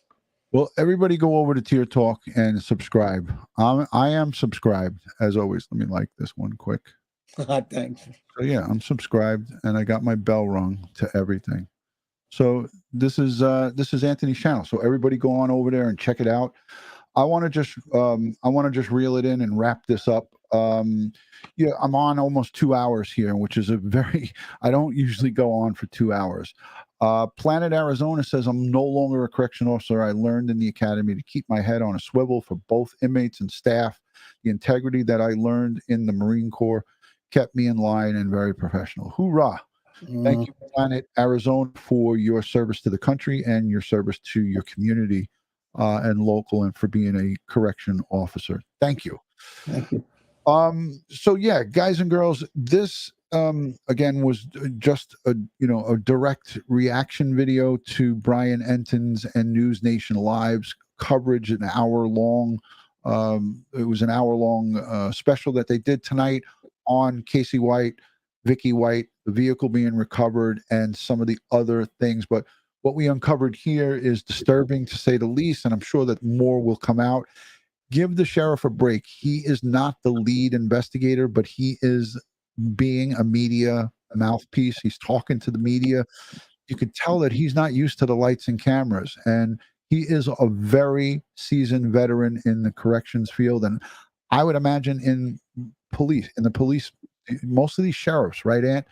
Most of these sheriffs run the police and the jails at one particular time, but they're not running both. So, some of them mostly come. The only difference is some do come as like from a police background, and then they oversee the prison, so they're really reliant on their operational staff because they may not have the prison background. He has a lot of CYA to do. He has to cover his ass, but he also is taking blame. But did you hear me say that when a news reporter asked him if there was anything he's going to do to change that facility, he said no, which was shocking to me. Well, you know why? It doesn't shock me. You know why? It doesn't shock me because the thing is this, is that we know we have a culture problem. So when you admit that right now, he's going to be admitting fault to an active investigation. So if he starts saying that he wants to change things, it could put the prison in liability or the jail in liability because now he's admitting fault. So he's going to be very careful in what he says now. And then maybe later on when things are discovered and it's more controlled, he'll release. Because if he says these are the things I want to change, then he's going to point that they messed up. There's errors here, and that's where the liability is. So right now, he's saying it in an effort to protect, but then later on, when they start controlling the message and start talking about the errors that were made, now he has to say something in order to build back the trust. Right. I get it. But he was saying that all the fail safes were in place, but she manipulated them with her authority. So, definitely he's going to have to change something when it comes to his new commissioner of transportation or commissioner, someone's going to have to take her place. Well, yeah, you have to. So the funny thing is, as you move up, I mean, there are certain levels of higher levels that kind of have that absolute power, and you always have to find a way to nullify some of that. Again, most of the time it could be partner signatures. But I will say this: her authority really should not have been able to circumvent what this was. This isn't about just her authority. This is about. I'm sorry, guys, to say this, but and again, I love my people out there, but this really is just looks like a facility that's run on practice and not policy. Because and when you mention the two very, very insight, when you mentioned the front and back garage doors being open, can I tell you something? Most of the time why that is done is probably because of convenience. They knew that this vehicle was going out, so why close it again? So now what happens here, you have a facility that's operating under very convenient practices, and there's nobody there reinforcing the policies. Yeah. Do you think this guy's toast? Which person? The sheriff. I find it very hard. Well, I will tell you this, because remember, it took your professional expertise to notice that. Now, once it's brought to the light, all these failures, and if it's brought to the light the way we see it in the profession, I know if I worked there, if I was from the outside, I don't trust the culture. So I think that it's time for a new culture. So I would switch him automatically from my professional perspective. Just get him out, because you got a guy who is standing. He's standing trial next month. He was supposed to stand trial for capital murder. He's already sentenced to 75 years. He's not getting out. He's 38 years old. 75 years, 38. He's not getting out. He's already got a life sentence, but he's being sentenced or standing trial for a capital murder. Mm-hmm. I go to Rikers Island to OBCC to pick up someone from the men's facility. OBCC, Connie knows it. I know you know it. I pull in. It's an outside Sallyport, open-aired gate, fenced gate on one side with an intercom, gate on the other. You pull in, the gate's closed. You're locked in. You get out. You got no weapons on you. You go in. You go into intake and outtake. Your prisoners searched in front of you. You bring them out to the car. The gates are still locked. And I have sat for 20, 30, 40 minutes waiting for those gates to open, because they won't open it if prisoners are moving inside. So here we are in New York City. Granted, it's the largest municipal correctional facility in the country, but they run a tight ship. I couldn't get out. There was times that we sat with our perps in the car, our prisoners, and for 30, 40 minutes waiting for the front gate to open just to get out. And there would be buses, New York City Department of Correction buses behind us, hitting the siren, whoop, hitting the whoop, whoop, and they ain't opening it. They're like, fuck you. You're not getting in. Because because they know, but also the good thing about that is that one thing is, besides the fact that I love the officers at Rikers, they get a lot of bad rep right now, but I know a lot of them personally. They're good officers. Oh, yeah. I have golden friendships for life. I still speak to some of them. As a matter of fact, one of them came on one of my lives the other night, and he, in the chat, and he was like, "Oh, I want to join you one night." So I want to get him on. He used to work at the boat over in in the Bronx. Yeah. And that's how I met him, through me lodging my prisoners there. So I've been to every part of New York City corrections, and the good, the bad, the ugly. And whenever there was the count going on, you couldn't take in or bring people. You couldn't take out or bring people in. So when the counts were going on, and I knew when the counts were, I was almost on that correction schedule. I knew when the counts were going, and I would try to rush to get there before. Yeah, it happens. And then sometimes we would get caught. You're all right. We're in the count. Go and hang out. Go take a siesta, and then we'll call you. The biggest concern here is that, I want people to know we work in a business where mistakes could happen. We know that. But when you have intentional error or negligence, there's a zero tolerance for that because of the consequences to that, And when you see this environment here and you see such a, just by her actions alone, I mean, think about this. She's the leader, right? So she's up there, and she's up there as the director of operations. Look how complacent she is. So that complacency goes down. So just by looking at her, you can kind of tell where her staff is going to be. Right. 100%. She leads the way. Yeah, I agree. I can't agree with you more. And that breeds. It's like almost like a cancer. It spreads throughout the whole building. So when you see the leader, the commander in chief, dragging her feet or kind of running the show sloppy, the whole show gets sloppy. Right. And remember, she's the direct report to the sheriff. Right. So think about how now because people can influence down and influence up.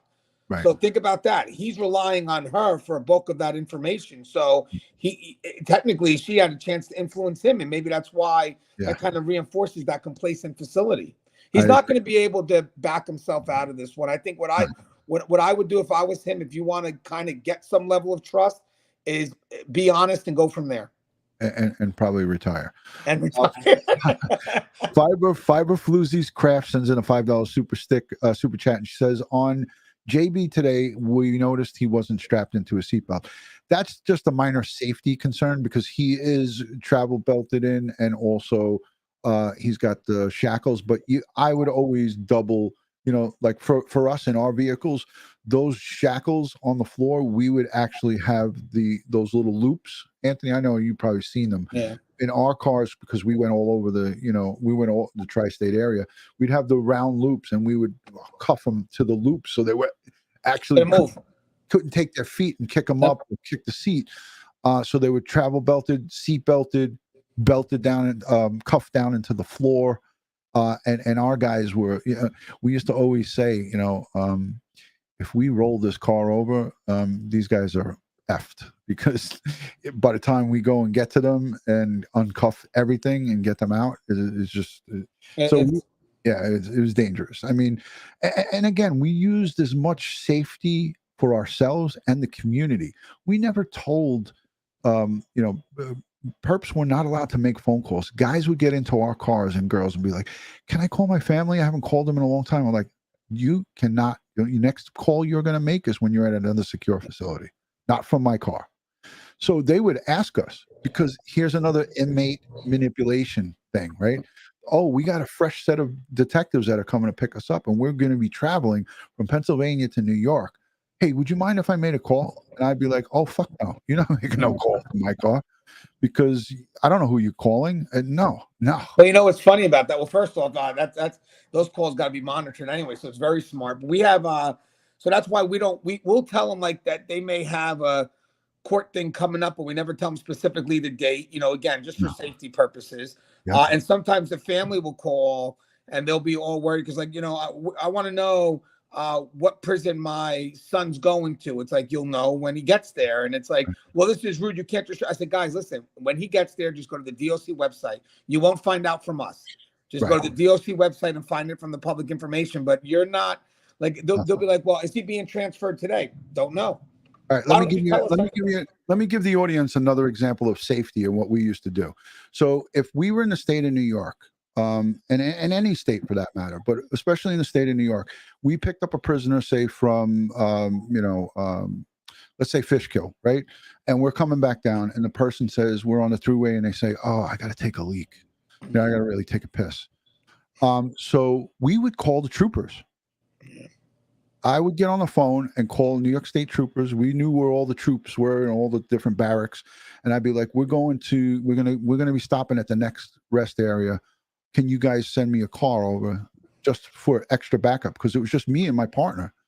So if we had, say, more than one perp in the car, one or more prisoners, and we're taking one guy out, I'm not walking in solo with the guy into the bathroom and my partner stays in the car. That's just not happening.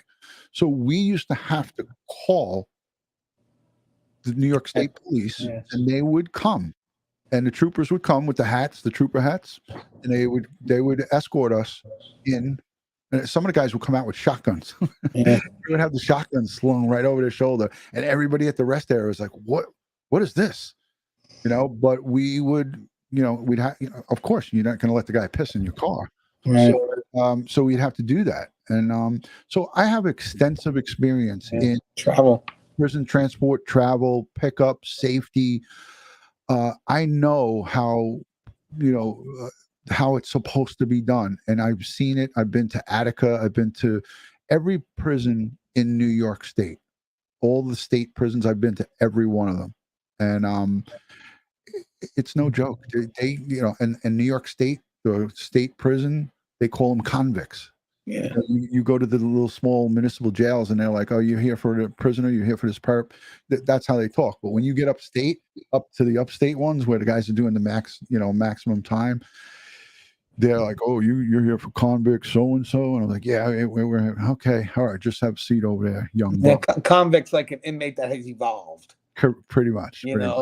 But it's funny that you say all this because it's spot on. I mean, I remember an interstate transport one time where the person had a bunch of male inmates, but they were dropping off a female. Now, the female was separated in the vehicle, and male inmates were around. Right. And one of the male inmates had to use the bathroom, and we can't allow him to use it because it's a female facility. And the guy that was working there, he's like, "Yo, come on, man, can you help us out?" And we couldn't. And but we wind up helping him call. There was a diner right across the way, and what we did was we actually helped, but we called the PD of that town who met him there. But unfortunately, from what I heard, it was too late.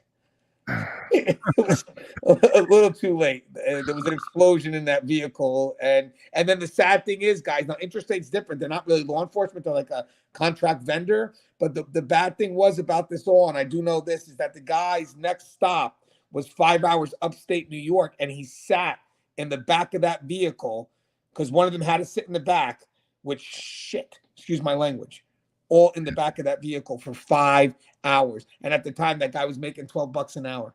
That's a hell of a drive. That's blood money. It's blood money. Hey, here's a good message from Teresa B. Do you think Vicky White was hoping someone would stop them from leaving? No. I can give an opinion on that. Let me give mine for it. Is that okay? The reason why I'm going to say no is because I don't see anything tentative about her at all. She's very comfortable. She's very relaxed. I don't even think she was worried about anybody stopping her from leaving. When you look at that video, you see a very confident woman. I mean, she is a very confident woman. So I think her confidence comes from the fact that she wasn't going to be stopped. And I really honestly think she knew that everything was set up so she could clearly go. That is pure confidence. I wouldn't doubt it if she went into the control room herself and opened up both those doors. I have a funny feeling that somebody did question her, like, "Hey, are you sure you want to do this?" And she was like, "Shut up," or "I got this. Don't question me." I think we will hear about that.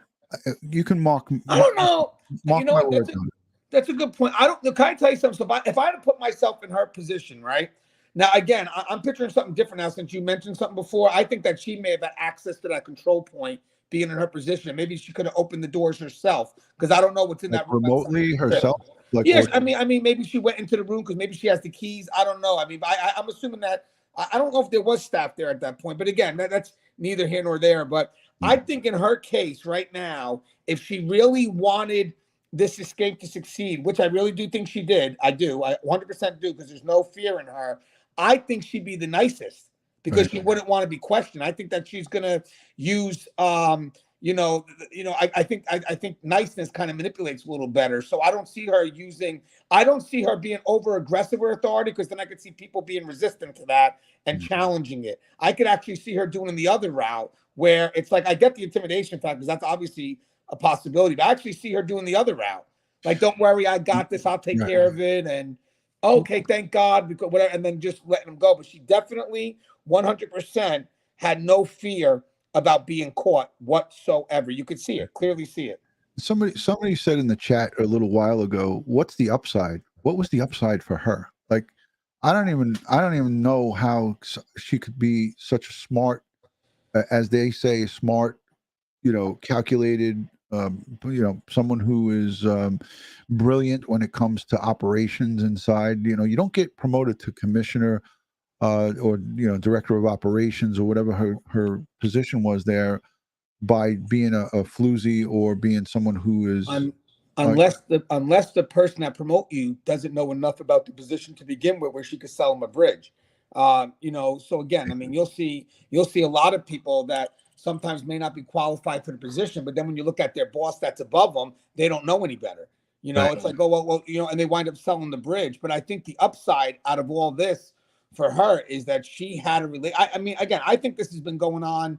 I think this was something planned. I think that she knew about everything he did at the prison to get back to the jail. And I think once he was coming back here, this was all set up. So I honestly think the upside is an attempt. I'm just going to say an attempt at a relationship outside of the prison and jail, even if it's just to have a conjugal.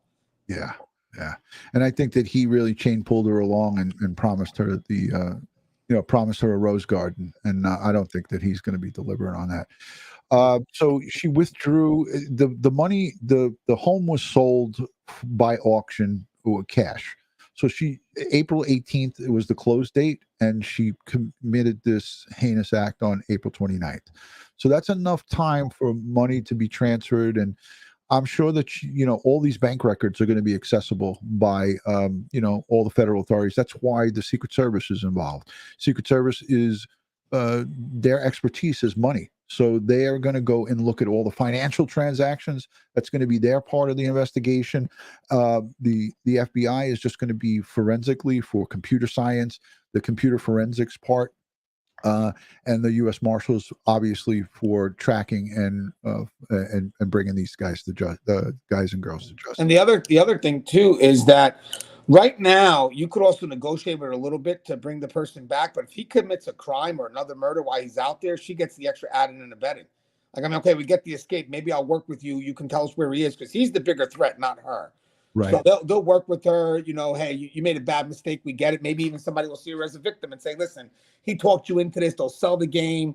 Give us something. Let's get this guy off the street, because their priority really is getting him off the streets. But now if he commits another crime during this escape, that adds to her concerns directly. 100%. Yeah, and there's a lot more video. If you guys go to newsnation.now.com /prime, you go on the computer and you could see all of these stuff. They interviewed some former fugitive detectives. They interviewed a couple of people, a lieutenant and another detective who was responsible for arresting Casey White in 2015, and these are the guys who handled him while he was in these manic. They called him meth head. He was a meth head.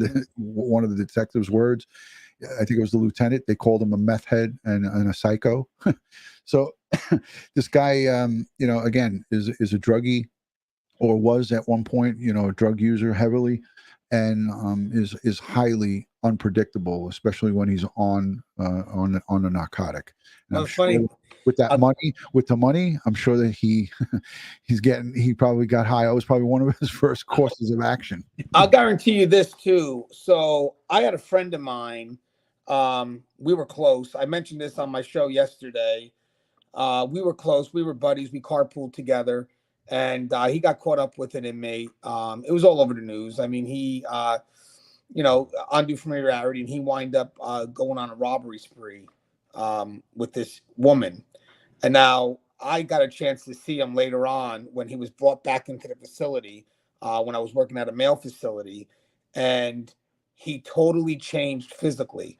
Like the lifestyle of this inmate was a lot different than the lifestyle he was ever exposed to. So if you have this gentleman here, this inmate, White, Casey White, that is into drugs and all this other stuff, I'll guarantee you the Vicky that you're going to see in the near future is going to be a reflection of those bad choices.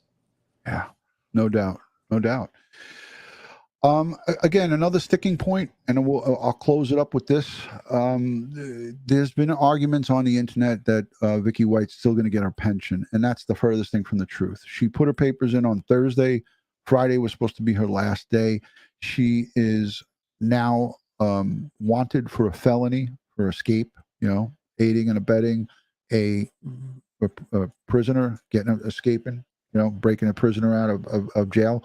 She's not going to see a dime, nor is her parent, like her mom. There's no beneficiary. There's going to be no payments. The county of Lauderdale County pension system, whoever's running that, it's a big denied.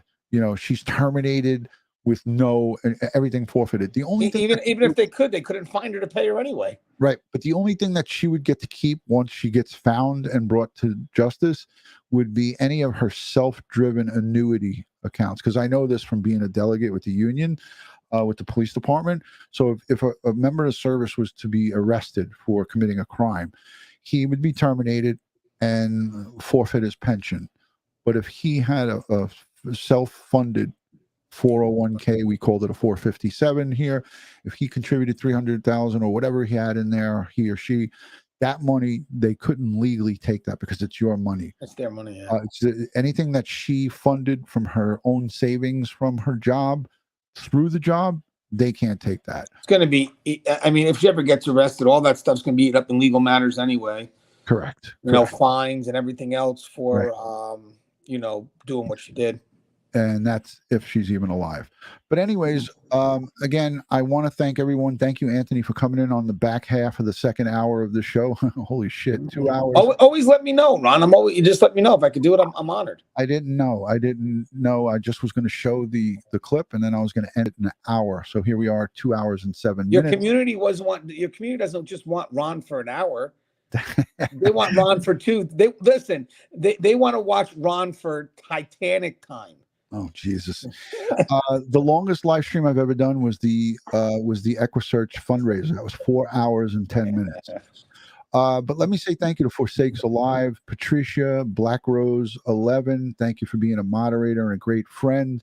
Schmitty is here. Thank you, Dutyron and Anthony. Your YouTube communities should be a direct reflection of you. Thank you for all you do.